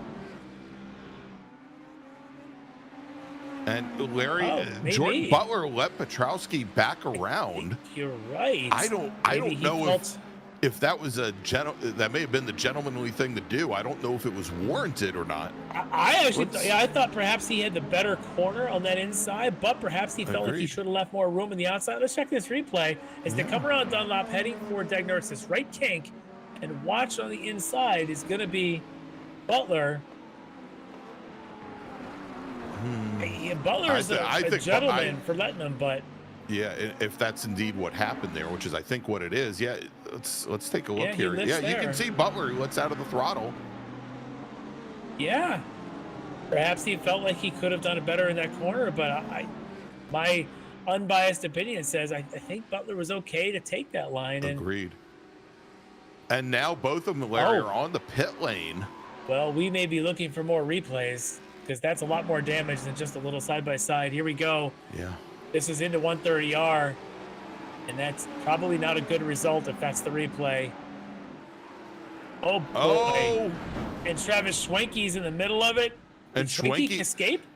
No. Well, one of them went down. No, Schwenke got caught up in it, Larry. Leo Dragota is your new second-place runner, and Schwenke now has fallen down into 5th and pro. Sorry, well, let's watch this now above the view here of Schwenke, because he doesn't see this coming. I think he ends up getting split by the two of them. One goes left, one goes right, and it's the inside that catches. Oh my gosh! Travis had just innocent bystander, nowhere to go. Oh, that's tough. That is a tough way for this race to go here for Travis Schwenke. Look at these two; they're just fighting so hard. And that's on Butler. Butler with Petrowski. Petrowski looks like he got into the brakes to get set up for the set up for the triangle there. Yeah, Petrowski broke early because the GT3s are in front of him. Right. And I think Butler didn't anticipate that. Butler was expecting the usual braking point for these GTPs, which is a little bit later. And that's where he just gets run over by Butler, who didn't. And it'll come right here. Now. Yeah. Because those pile of GT3s going through that corner together. I got to say it's Butler for not paying a little bit more attention to what was happening right in front of him. Probably was so intense in the back of Petrowski's bumper there coming around 130R that he just kind of lost position and lost view of what was up there. And so all eyes right now, Larry, on Tanner Dibble. Yeah. In the 963 Porsche, who we were just, I was trying to do that mental math and making the smoke come out of my ears and wondering what it would take for Dibble to hold on and go past his teammate in the standings. And if Butler is out and currently sitting 11th, that might be enough. Yeah, I'm looking at it now, and I just got a rough glance. So let's just quickly, we got a few minutes here. Yeah. You've got Jordan Butler comes in with 245 points. His drops, he's got 2 of them. He has 2 wins. He's got a 3rd, and he's got a 7th coming into tonight. So 2 wins, a 3rd, and a 7th. For Tanner Dibble, he comes into tonight with 1 win, a 5th, a 7th, and a 2nd. Okay, so now his drops are there. So it depends on now if we end up with, let's say, a 7th place finish, we got a high participation rate here tonight. So a DNF is a big downer there.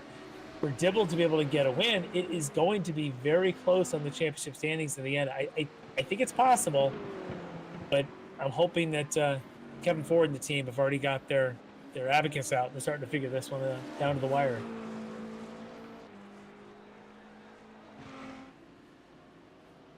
Yeah, and going back to that wreck, Travis Schwenke just, he's expecting, as he's watching in front of him, Michael Brooks, he's expecting the 2 GTPs are going to wait till they come through that corner. Bailey Petrowski looked like he was ready to wait until they got through the Cassia Triangle.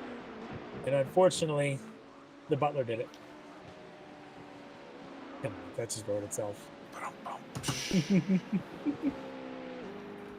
But Dibble here, 16 minutes to go, 18 seconds up. Porzachek now in a good position, potentially for a podium. There he is. He led this thing briefly in the pit exchange. Consistency will it definitely brings you points. And his highest finish so far this season was a 4th at Sebring just a couple weeks ago. So right now, sitting in a position for possible podium if it remains this way in the next 15.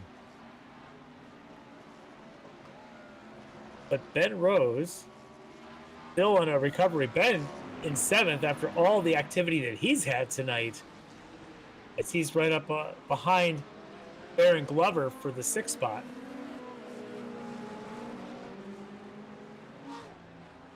Oh, it's a Bobby Childs. What's going on with Bobby there at the Casio Triangle? It was only a matter of time, Larry. But we did hear something on the voice chat I heard, and it was clearly Bobby's voice. Let's catch a replay of this. Nobody told him it's the Casio Triangle, not the Bermuda Triangle, right? Oh, well, you know, I'll give him points for that. Thread the needle in the truest sense. Oh. No contact anywhere. No. All right. Well done, Bobby. That was beautiful stuff. He almost took out 5 different cars, but good move, Bobby. Yeah, he didn't take out any. It's great. Exactly. Everybody avoided him.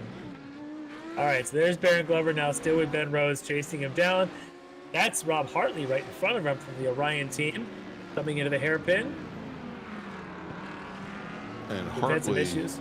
yeah, apparently he's had a couple of off tracks. Let's take a look. Hartley currently running 4th in pro. Yeah. Catches that little bit of the dirt going into Degner, and then the car hits the curb, kind of pushes to the outside, puts on a bit of a Tokyo drift. Oh. Gets back into it though. Nice save, but right in front of the GTP cars.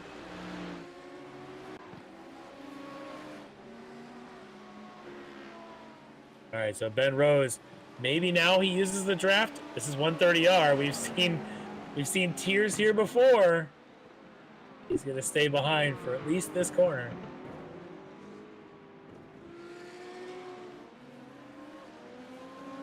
And it has been a difficult evening, to say the least, for Ben Rose. Yes, it has. It's one of those what could have been kind of nights for him. Yeah. He's won his share of these races before, but tonight is definitely not his night. It's such a good grip in that car. Coming around 1, he can lay in the throttle very early, and you can see he's got trust in that car to grip all the way around there. It's just nowhere to go with it. As we flash back to the lead, or sorry, second here between Dragotta and Copeland, 2nd place in GT3 Pro. Yeah, with the incident to Schwenke, this is now the battle for 2nd.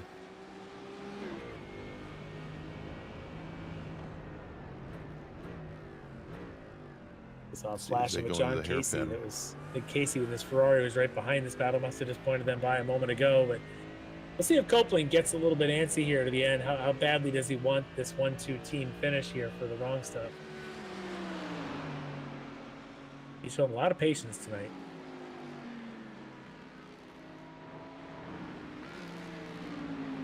Oh, this might be an opportunity here. A little bit of a slow mid-corner there for Dragotta.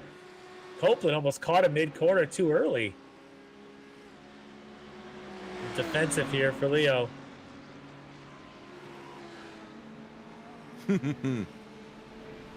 That's a lot of dirt on the entry there for Copeland. I told you, he gets all of it and more. Yeah. That's a full valley and cross somehow the there. car sticks. And he's so quick transitioning the weight through the Casio Triangle. If you saw that, Leo's lumbering this car around. It's the right 90, and then it's the left 90, and the car takes forever. If you watch that Mercedes, the way Copeland driving it, it's a flick, and the car is out of there, and then he couldn't go anywhere. But he's got so much control moving that weight around in that car. It was really impressive to see that car dance like that. Oh, boy. Ooh. This is this is Butler. Still out there running, currently 10th.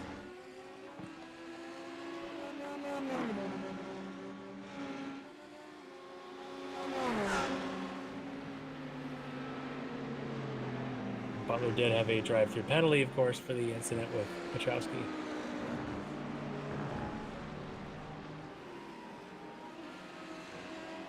like.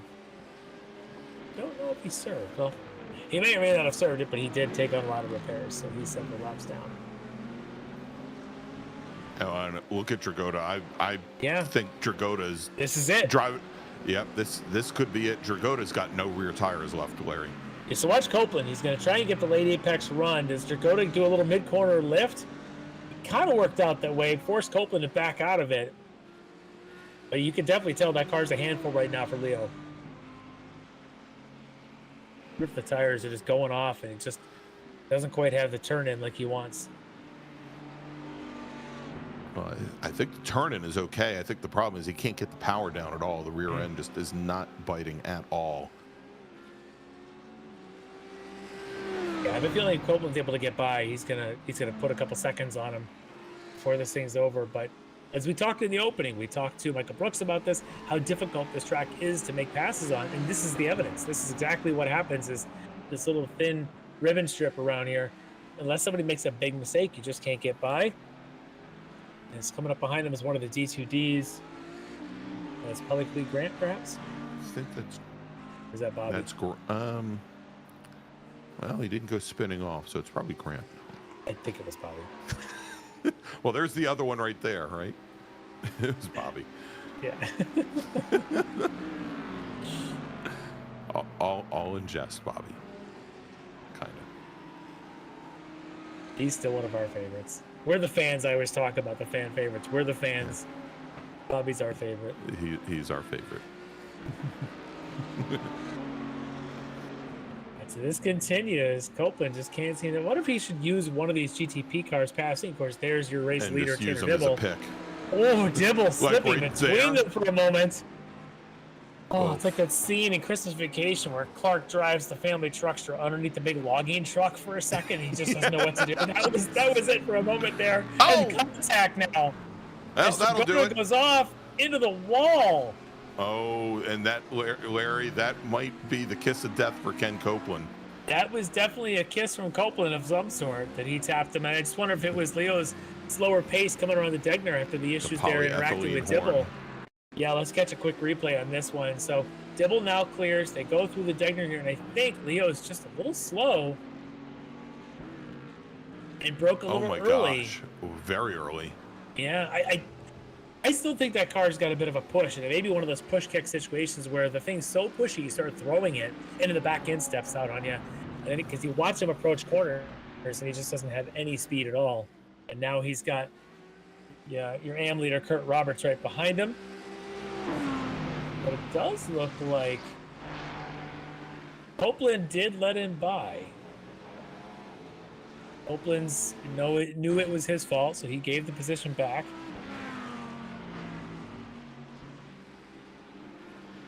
And so watch Roberts now, the AM leader, see if he may be the beneficiary of this point by going, thank you very much, I'll take that position too. And he does. So the question is, does that stop Ken Copeland from getting a 10-second post-race penalty? I would think it would, yes. If you give the position back like that, yeah, the stewards should consider that in their assessment of it. Watch Roberts now. If Roberts here has pace and has tire under him, but Leo doesn't, Roberts may just try and force the issue more than Copeland was. And there's the official notice that the stewards are looking at the Copeland and Dragotta incident. We'll see what they have to say about it, if giving the position back was enough. I would like it to be. That's how I would run the league, in my opinion, but I'm not a steward. I'm just a monkey with a microphone. See no evil, hear no evil. It's really, he's doing to Dragotta what Copeland was trying to do. The pressure. Yeah, I was going to say, now we'll see how Roberts deals with Dragotta getting into the brakes like 40 feet early. So this is a good little battle going on here as Leo is just clinging to this thing now with about 7 minutes to go. But let's talk quickly about the GT3 AM. Yes. As we know, leading the race right now is should be Kurt Roberts in that red Mercedes. He comes into this thing 6th in points. It was Aaron Beaver that came into tonight in the lead in points. We haven't talked about him because he was involved in that big pile up there on that back straight early on. He's out of this thing since the beginning. Jeff Brooks came into this thing 5 points down. And he's currently running second. And he's running second. Evening.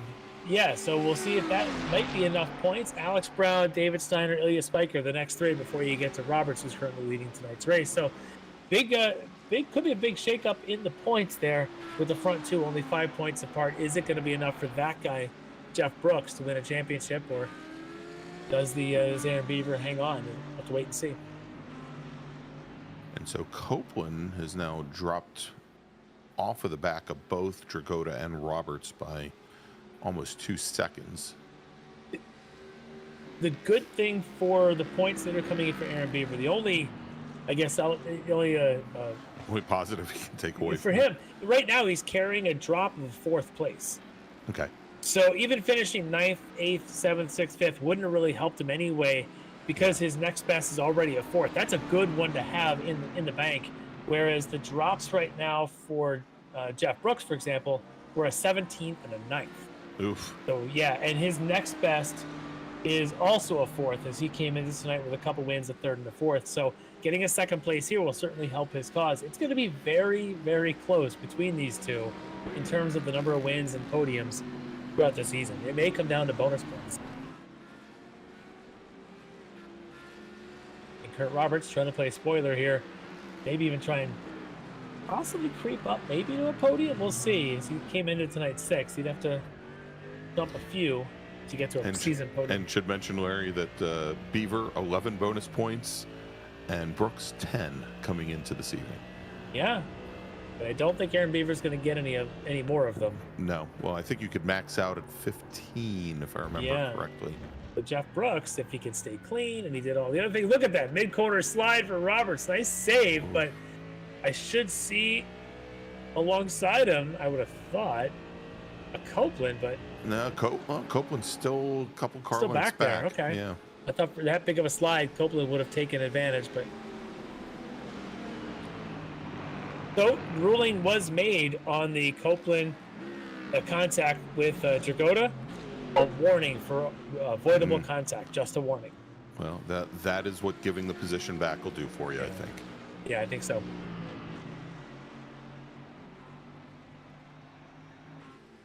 Right, 3 minutes to go, depending on where our leader, Mr. Dibble, is at the time that the clock strikes midnight. Should be. Yeah, so he's just about halfway through. Heading towards Spoon Curve right now. Yep. Ready to put a couple of his rivals a lap down. Look how wide he takes that spoon and carry that grip with the arrow. I think that's both the D2Ds up there. I think it's that Grant and Bobby Childs. A lap apart. Yeah, I think, because we saw one of them come out of the pits, and again, I think the other one was Bobby. Yeah, I believe that there is a lap separating them. Grant currently on the lead lap, although in jeopardy of going a lap down exactly, and then Bobby Childs is just now crossing the line. No, actually, so. Or is that not Grant's?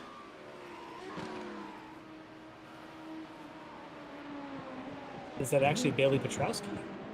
I think it is. I think he took his repairs and he's in this. So yeah, it's Bailey Petrowski and Bobby Childs. That purple highlights there on the Petrowski car.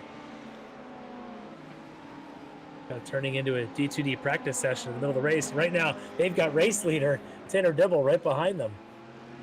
And one of their own teammates right in front of them. I think that's Chris Thorman, because that's actually a pass for position between Petrowski and Thorman because of Petrowski's long time in the pits. That was truly a pass for position, and he's going to get it back.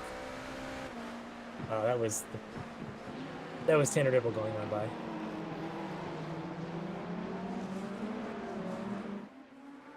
Now he has to deal with the Bobby.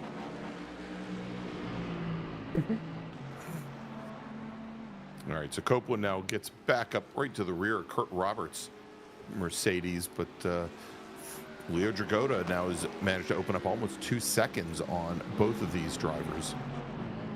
Yeah, I wonder if Leo just finally settle into whatever the car handling is at this point to be able to be more consistent and stop giving up those 1 corner, 2 corner things.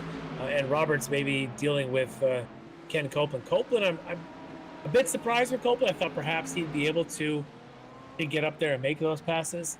I also wonder what kind of fuel strategy he's on. Maybe he's just trying to save to sip fuel to the end. All right, Larry, I think Tanner Dibble should be getting the white flag here on the front straight. Let's take a look. Should be.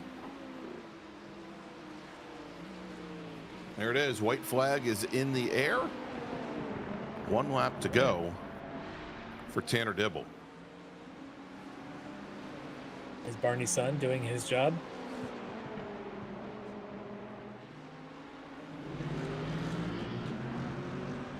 All right, so with that 1 lap to go, Tanner Dibble with a pretty good margin right now over Public League Grant and Peter Porzacek. Michael Brooks leading by a good margin over Leo Dragoda, Ken Copeland. That's not decided yet. They're still within sight of each other. And then, of course, you've got Kurt Roberts, we see here, with about 5 seconds on Jeff Brooks. These guys, will they get one more in a lap? Because I think the Tanner Dibble might still be behind them. Yeah, so Dibble right now is a quarter of the way around a lap. These guys are about 3/4 of the way around a lap. Yeah, So these two are going to get one more.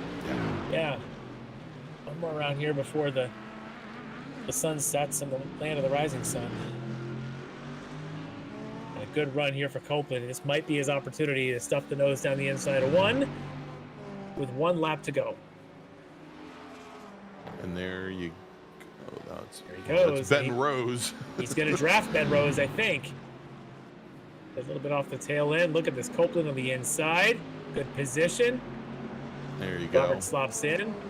And All right, Larry, let's take a look as Tanner Dibble's coming through the Casio triangle now, and he's splitting Bobby and Bailey. He comes on to the front straight and taking the Season 9 finale here at Suzuka. Tanner Dibble from DNA Motorsports. He is your GTP winner. Solid race. Remember, he did not start this race in the lead. He had to sort of get into a groove, get into that rhythm, and chase down Bailey Petrowski. And there's Roberts. What's going on? Roberts, our AM leader. That's Jeff Brooks' rival right behind him. Quick replay. Roberts chasing down here after getting passed by Ken Copeland. And that's Elias Alabi, I believe, in between them. And that's contact between Alabi and Roberts.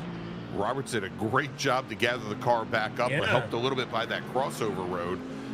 But and, half a lap to go, and Roberts now has his rival. Hopefully he doesn't have damage on it, because there you can see that Audi, that's Jeff Brooks, second place in AM right now. Jeff would love to get a win tonight, knowing the point situation. Oh no!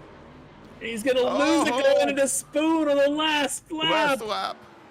Oh, let's see how that does, because he's got a bit of a margin, I think, over the next positioning class. I think Patience was next in AM. So he can recover, but boy, talk about seeing it maybe right there. But his brother is going to get himself a win in the pro class. That's it. Michael Brooks from The Wrong Stuff takes the win in GT3 Pro. And now Leo Dragoda, he's only got one last quarter to negotiate. Dragoda, who makes up, I think, 4 positions in GT3, ends up in second in Pro.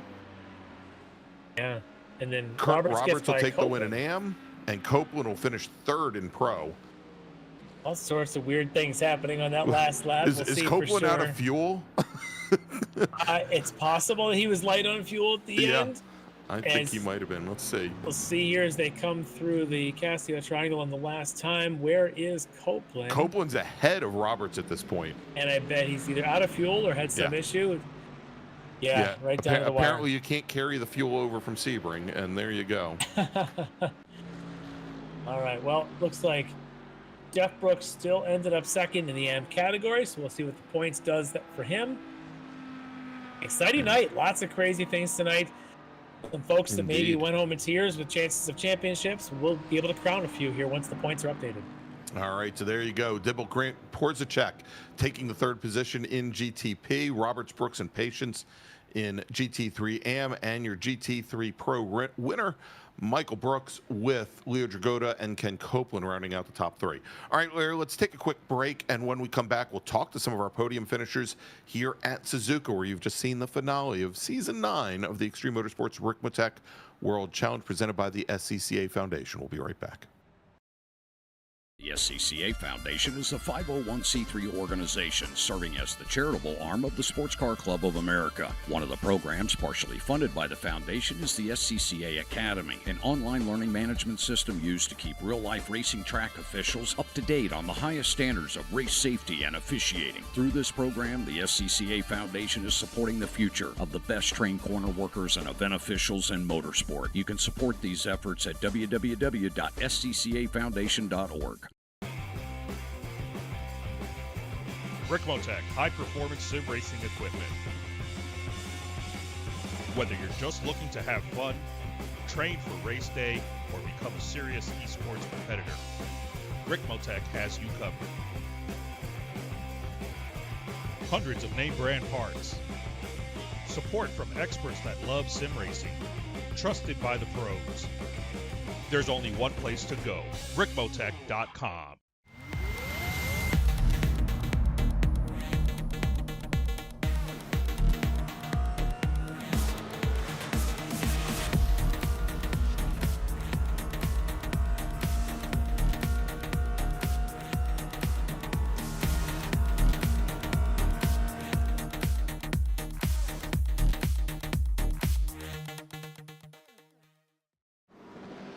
The search is over.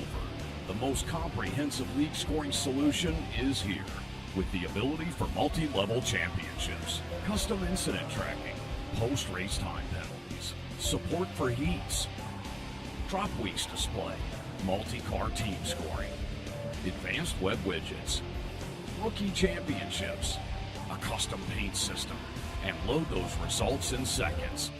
Visit extremescoring.info today.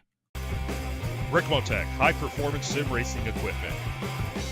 Hundreds of name brand parts. Expert support. Ricmotech has you covered. There's only one place to go, ricmotech.com.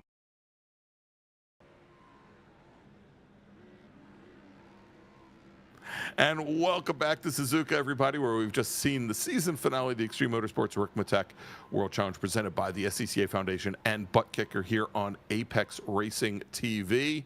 And we've got a couple of our season champions doing donuts there on the front straight, and well, a couple of people who aren't season champions trying to figure out how they can do donuts. Anyway, let's take a look at those final results once again, if we can. John taking the win here in GTP. Tanner Dibble from DNA Motorsports, Pollock Grant from D2D Sim Racing finishing second, and Peter Porzacek from DNA Motorsports rounds out your podium. If we move over to GT3 Pro, Michael Brooks from The Wrong Stuff taking the win over Leo Dragota, with Ken Copeland finishing in third. And then finally in GT3 AM, Kurt Roberts, your winner, Jeff Brooks from The Wrong Stuff finishing second, and Ian Patience rounding out the top 3. All right, so Larry, let's see. And we're going to give our drivers a few more minutes. I tell you, donuts. I'm going to promo another one of our Apex TV broadcasts, the Weekend Warrior Spec Ford, Sunday afternoons. They do a demo derby after Checkered flag each week. This is what's breaking out right now, is the Spec Ford. Stevie Ray is going to be proud here watching this, to see this demo derby now carrying over to the Ricmotech World Challenge. Well, I'm watching Kurt Roberts there in the Mercedes, and I'm wondering if the tires, those Michelins, will ever go down, because he's just like he's been headbutting the wall there for the last 5 minutes. Oh my! Oh my! So we've got some winners to talk to, and I think we've got some champions. I'm looking at points; they may already be updated. Well, we'll take a look. But tell you what, why don't we bring in first our GTP winner tonight, driver of the number 963 DNA Motorsports Porsche 963, Tanner Dibble. All right, Tanner Dibble joining us. So Tanner, you really seem to be showing first patience and then amazing pace. Let's talk a little bit about that first sector of the race, first segment, where you were kind of chasing down Bailey for quite a while. Were you kind of holding back? You knew you had pace, or just waiting for the moment to kind of really get in that groove? So it was a mix of me trying to take care of my tires and also Bailey being hecking fast. That's pretty much it. Yeah, he was quick, and then you managed to get around him on what we think was an amazing onboard replay. I think that was where he had checked up coming off of the final corner of that chicane, and you thread that needle down between. That was pretty wild to watch. But then you seemed to just continue to go and go and go, and pit stops. You just checked out at that point. Is that a relaxing moment that you know that you've got at least a buffer with traffic, or are you still sort of in that intensity, got to win every corner thing? Yeah, traffic here always is a variable, so I wasn't super comfortable, but when I did see I gained a little bit of a gap after the pits, I definitely breathed a little bit of a sigh of relief. But yeah, no, I think it was going to go down to the wire if that incident didn't happen between him and Jordan. That was really unfortunate. Definitely didn't want to see that. Yeah, there's a lot of crazy incidents, and unfortunately a lot of folks' races ended in that way. But for you, getting the victory here in the season finale, a tough track like Suzuka, it's got to mean quite a bit for you. What a great way to wind up a season, though. Yeah, absolutely. It's been an amazing season. Thank you guys for giving us such an amazing broadcast. Thanks to my team, my family, my friends, everyone that supports me in any way. It's been a lot of fun. Yeah. Well, while we're here talking about your race win, I'm looking at these points. Let's see here. Somebody came through with 306 points. And Tanner, that's you as the winner and the champion of the GTP class for this season 9 of the Ricmotech World Challenge. Did you know you had that shot? Were you kind of doing that math in your head? But you are the champion. Yeah, me and Jordan worked out the math, and when I saw that him and Bailey got into it, I was like, well, I guess that's it. That's definitely not how I wanted it to go. But it was, it's a big relief because I definitely put a lot of effort into this season. So yeah, I'm really happy. Yeah, well, congratulations on the win tonight, the win on the overall season, dominating form here tonight to be able to clinch that championship. But I'm sure you got a lot of folks, family, friends, teammates that you want to thank for all that success. Yeah, like I said, DNA, they're family to me at this point. We all met on Gran Turismo back in like 2016, 17, 18-ish. And ever since we swapped over to iRacing, it's been nothing but absolute great memories doing endurance races with these guys, and now a bunch of leagues. And now right now only this league. So this is basically our group meeting for the week. So it's always good to be racing with these guys. And thanks to everyone that participated in this season. It was a lot of fun, and shout out to Bailey, Jordan, Paliqui, everyone. It's been great competition. Yeah, awesome job. Your team, they seem to have a really strong act going on there. You guys have just been in great form all year, and the reward of that is a championship. So Tanner Dibble, congratulations on the win and the championship. Thank you guys. Have a good night. All right, Larry, let's move over now to GT3 AM. First, we're going to talk to tonight's winner, and then we will move over to our Season 9 champion. So let's first talk to Kurt Roberts, who took the win on track tonight, driver of the number 195 Dead Bull Motorsports Mercedes. Kurt Roberts, awesome performance tonight. You were mixing it up with the who's who, it seems, in GT3 racing here tonight. How do you feel about that performance tonight? Felt pretty good about it. Jeff Brooks was behind me. I was watching my relative the whole time, and it just kept creeping down and creeping down. So, he was coming. Yeah, well, and at one point there, you're kind of sandwiched between the second and third place of the pro category, and you're still trying to win your class. And like you say, you know that Jeff Brooks is coming. Were you anxious to try and get around Jagoda there, or at least to kind of keep Ken Copeland in between you guys? Was there some kind of strategy of what you were trying to do at that point with that as the race was winding down? I was just trying to stay with them. Both Leo and Ken, they're both super fast. So if I could keep their speed, then I could keep Jeff behind me. Yeah, unbelievable. And it all the back and forth, and there were some different things. We had Ken Copeland contact there with Leo Jagoda. You end up in the middle of all that. There was a lot of shuffling going on, but in the end, you end up getting the win tonight in that AM category. So a great performance for you from the polling class to the class win. So congratulations on that, but I'm sure you got some folks you want to thank, some shout outs you want to give tonight. Yeah, shout out to Deadbolt Racing and my best friend Chris Kearney. He was there the whole time with me, and you know, he was watching the race and you know, giving me some strategy. Awesome. Well, definitely great to have somebody on your crew helping you out and guiding you through the race and helping you get victories tonight. So Kurt Roberts, congrats to you on getting that victory here at Suzuka. Thank you. All right, so Larry, let's move on from Kurt Roberts to our GT3 AM Season 9 champion for the Wrong Stuff Racing, driver of the number 85 Wrong Stuff Audi. It's Jeff Brooks. All right, Jeff Brooks has joined us, and it's a good night in the Brooks household, I think, because Jeff, you had a second place in the race. Yeah, you were chasing down Kurt there on the last couple laps. We won't talk about your last lap, but you were having a really good run there right near the end. But I'm looking at the point standings, and you, sir, are the GT3 AM champion for Season 9 of the Ricmotech World Challenge. Congratulations.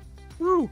Cool. I didn't know until right now, I guess, until I got invited to the interview. So, right on. That's pretty cool. It came right down to the last race, and it was a pretty crazy race. For me, not so much. I mean, I was just trying to keep it on the track and keep it ahead of a couple of the AM drivers to clinch the points here in this last race. But I'm happy with that. Yeah, it's an awesome performance right down here at the end of this track. It's as much survival as it is speed, it seems. To be able to keep it on the track, we saw a lot of cars making contact, a lot of different spins, a lot of things going on. But to maintain composure for the 75 minutes of this place, it takes quite a bit. And for a moment there, we did think near the end, like you were going to maybe even catch Roberts there for the finish. Were you able to, I know you can see him on the relative, but were you able to physically see him and say he's at the next corner, maybe I'll make this run and close him in? Oh, yeah. I mean, if I didn't have a couple incidents that brought me off track, I think I would have been right there with him and battling with him. And then on that last lap, he had a little incident with Ken, and he went off track, and that gave me a little bit of a chance. I smelled blood and saw him up there right in front of me and was like, oh, I'm going to go for it. And then I was pushing pretty hard. Like, I didn't think I would catch him, so I was going for fast laps. And my rears were kind of gone by the time I got up to him, and then I pushed it a little too hard around that left-hand corner on the last lap and just spun it right around. Luckily, there were no other AM drivers to overtake me. I don't think anybody in GT overtook me there, luckily. Yeah, it was a nice quick recovery to still hold on to that second place finish tonight. But the key there is I just look at the last three races of this season: a win at the Glen, a win at Sebring, a second here at Suzuka. That's how you clinch championships. And for you, Jeff, it's an awesome way to wind this up. But I know you got a lot of people that like to watch and cheer you on. But I know you got a great team behind you. Want to give some shout outs to those folks? Oh yeah, absolutely. And first of all, I want to thank you guys. You do an awesome job broadcasting. I love watching the races personally. You guys spice it up a lot, and yeah, you guys do a great job and make it a lot of fun to watch. So I think that's what a lot of people enjoy to hear and see in this series. So thank you to you guys and the Wrong Stuff Racing. It's been a privilege racing with you guys. Really great time. And then obviously my parents and Anna and my girlfriend Ingrid, everybody cheering on and watching in the chat, having a good time. Thank you guys. Love you guys. Thank you. All right, well, Jeff, thanks for the kind words on us, and we appreciate all your fans and all your friends and family watching us each week. They're great to hang out with the chat with them. So congrats to you on the championship here, GT3AM. Jeff Brooks, your winner. All right, thanks so much to Jeff for everything he just said. All right, let's move over, Larry, finally to GT3 Pro, and we're going to talk to our winner this evening, and for that is driver of the number... What number is he? Oh, yeah, that's right. He's the driver of the number 83 Wrong Stuff Lamborghini. It is Michael Brooks. All right. Anytime we can just dispel the whole myth about the commentator's curse or the pre-race curse, Michael Brooks joining us here as the winner tonight in GT3 Pro. Well, did the strategy seem to pay off? You got the lead on that opening corner, and we're able to continue to hold that lead lap after lap after lap. Larry, tell him that you were talking about Travis Schwenke for like around 5 minutes straight, and Well, we know what happened after that. Oh, absolutely. I think the curse kind of rubbed off on second place there. Got really lucky. Yeah, I was sweating hard before that happened. Then it was just a Sunday drive, you know? Yeah, probably not so much around here. It's never easy around this place at all. No. But yeah, you were getting a lot of pressure from Travis. You guys had a great battle going on, and then teammate Ken joins the fray, and suddenly the three of you guys, up until the pit stops, are just nose to tail, and with a pretty good clip as well. I mean, was there any chance at all to even save anything on fuel, or at that point it's just no, I tried my best. I knew it was going to be close though, because I was going to have to take tires in the end. So I thought, I might as well just gun it. When I got ahead at the start, I'm like, this is absolutely perfect, because that kind of let up. I could control the pace, back Travis up a little bit more towards Ken. There were a couple times where there was a big gap that was between us. I started to push, and I felt my tires start to go, so I gave up again. And then I thought, I'll give the undercut a shot. Went in the pits early. Yeah, I'm glad I didn't fuel save at all, because it wouldn't have mattered. Yeah, well, the strategy worked to a T, and then all the other action happened behind you, leaving you to kind of cruise on to that victory here in GT3 Pro. What an awesome race. And, we just got done talking to some guy named Jeff who just won GT3 AM and for the season. Oh, nice. I was wondering if you won. Yeah, yes. Congrats to him. That's great. He did. So it's a great result here in the Brooks house, and everybody online watching and taking in the stream. So congrats to you on the victory here tonight, but I'm sure you're gonna go off and celebrate, maybe crack a few sudsy ones here tonight to enjoy this victory. But I'm sure you got some folks you want to give a thank and a shout out to for all the help. Oh, absolutely. First and foremost, my wife Anna. She's in here every single time. One of these times we'll have to get her in the interview. Okay. But that'll be next season. Everybody on TWS, thank you so much. My parents, thank you for watching. The sponsors, UbiSafe, McConey Setup Shop, Dangerous, WC91 liveries that supplied that beautiful Lambo livery that you see, a Brucey Racewear. Yeah, thanks everybody. It's been awesome. Yeah, well, great season. It was so close to the point. You're going to come home in second. We're gonna talk to your teammate buddy there here in a minute about a championship. But tonight is all about you, all about that win. Congratulations, Michael Brooks, on the victory. Thank you so much. All right, everybody. Now that we've just heard from Michael Brooks, let's bring in his teammate from the Wrong Stuff Racing, driver of the number 15 Wrong Stuff Mercedes, and your Season 9 GT3 Pro champion, Ken Copeland. All right, Ken Copeland, by just 3 points, you are the Season 9 Ricmotech World Champion in GT3 Pro. Congratulations. How you feeling? Feeling all right. That was a blast of a race. I came into the night already having secured enough points to secure it, and so it was fun to just go out and have a little bit of fun and battle with some folks and just have a great time tonight. Yeah, let's talk a little bit about that battle with Leo Dragotta in particular. From our view, it looked a little bit like Leo was maybe struggling with tire wear or something. But this track is so tough to pass, even with someone maybe struggling with a car. Is that what you found your position, where you weren't able to kind of like push to get on by because he's fast, despite having maybe a car that sometimes isn't behaving? Yeah, I mean, it was interesting because I knew right away that the way I was driving the Merc, I was going to try and take all 4. Like, if I needed enough fuel, I was going to take 4. And so I pitted early to try and spread the tires out a bit, and came out. My in and out lap didn't feel terrible. They weren't great, never is on cold tires there in the Merc, but I love Suzuka, great track, feeling pretty good. And then all of a sudden, both of those Orion cars drove past me, and I was like, well, that's not going to plan. But the first thing I noticed after he pitted is he didn't seem slow at all. Like, I was sitting there going, did he take any tires? Well, if I can just stay close, eventually it'll fall off. And I think that's what happened. I'm not sure. Mm-hmm.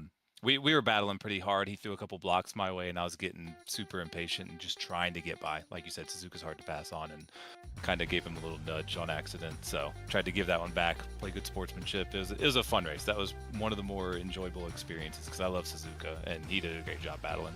Same with Kurt Roberts, actually. Yeah, we did. We talked to Kurt as well. Had that great mix-up right there with you guys. You guys all see that pretty comparable pace. It looked like a lot of fun out there. And maybe a little bit more fun. You could enjoy it more knowing the championship was already locked up coming in. So you're not worried about that big one. If it happens, you could just sort of play and have a good time. But let's talk about that championship. So you had it clinched coming into tonight. So tonight does kind of become like a bit of a fun lap for you, kind of a victory lap sort of thing. But What does this mean to you to be able to win this championship against some really, really tough competition? It feels really, really good. I will say, like, winning the championship feels great, but I will also say that races like tonight are the best part. Like, it doesn't feel like I finished P4, and there were all kinds of instances, but it was just a blast. Those are so much better than the ones where you take it by just running away with it. This season, I had some great mentorship and practice with Michael Brooks. He was extremely quick all year, or all season, I guess I should say. And we kind of played off of each other, so that was a ton of fun. I had a lot of luck throughout the season, like real consistent pace. I will say I earned it, but luck was definitely on my side. I think my drop weeks are this race, and I think a P2. So ultimately, just keeping it consistent, having a blast with the TWS guys and all the people in the league. So all in all, great season. Yeah, absolutely. Wonderful season, and congrats to you for all that success and the championship here in GT3 Pro. So congrats, our big champ here, Ken Copeland. Yup. Thanks, guys. All right, there you go. So, Larry, tell you what, we've got him sitting in the green room right now, and I think I know what he is there for, because, of course, we've got our big Buttkicker Gamer Plus pack giveaway here tonight, once again this season from our wonderful sponsor, Buttkicker. Let's bring in, not under the guise of racer, but as admin, Jeff Jacobs from Extreme Motorsports. All right, Jeff Jacobs joining us, and well, Greg just said not necessarily as racer, but you are a racer. You had your race out there tonight. Maybe not the way you right. not the best way of a race, but I think you're here on some other business, perhaps, to talk a little bit about Buttkicker. Yeah, and you know there may be a little bit of irony involved in the prize this evening because. And I promise we use a random drawer to do this. Everybody gets entered into the drawing based on the number of points that they've earned in the championship. So the folks there at the top of the field with 370 points, they got 370 entries. And as long as they did at least 5 events, 5 races, a driver with 150 points still had a shot at winning tonight's Buttkicker prize. Well, tonight's winner, and by the way, this is a Buttkicker Gamer Plus unit. And we really appreciate Buttkicker, everything that they do to support the series. This is a great prize. The folks who have won it in prior seasons couldn't be more thrilled with it and have really enjoyed it. So I'm happy to announce tonight, Aaron Beaver is going to be our winner, which ironically is the person that I tangled with. so maybe that'll make Aaron feel a little bit better. I'm hoping that our little...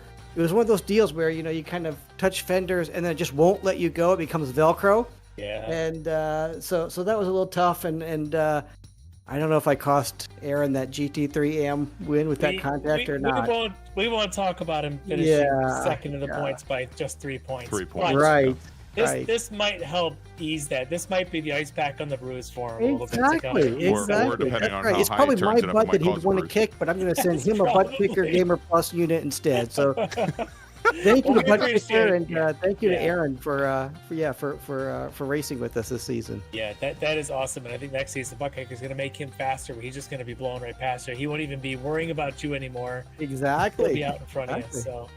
Yeah, so congrats to Aaron Beaver on that, and really appreciate the folks at Buttkicker for continuing to support this league and offering that great prize.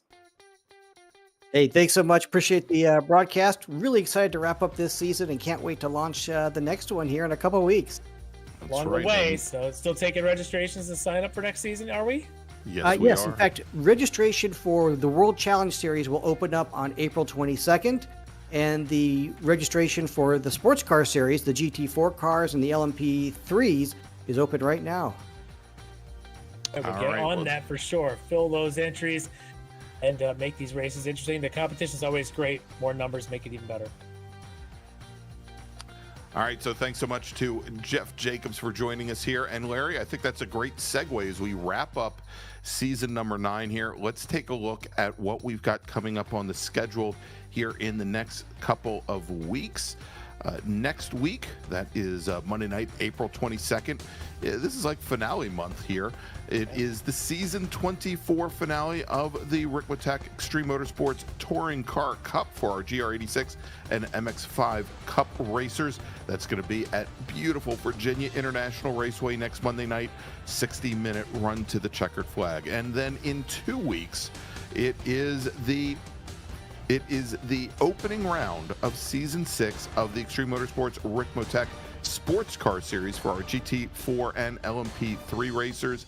And as Jeff said, registration is now open. If you go to xmsracing.com/series/SCS, you too can join us on the grid for season number 6. And then in 3 weeks, May 6th, it's time for season 10, Larry, of the World Challenge. We're going to have round 1 at Imola, and as Jeff mentioned, you can sign up for that. If you liked what you saw here tonight, besides giving us a thumbs up, please go ahead and do that. You can also register to be on track for season 10. Go to xmsracing.com/series/RWC. So for Larry Lefty McLeod, for John Grabowski, I'm Greg Ginsburg. Thank you so much for joining us here for season number 9, and we'll see you next Monday night from VIR. Ricmotech, high-performance sim racing equipment. There's only one place to go, ricmotech.com.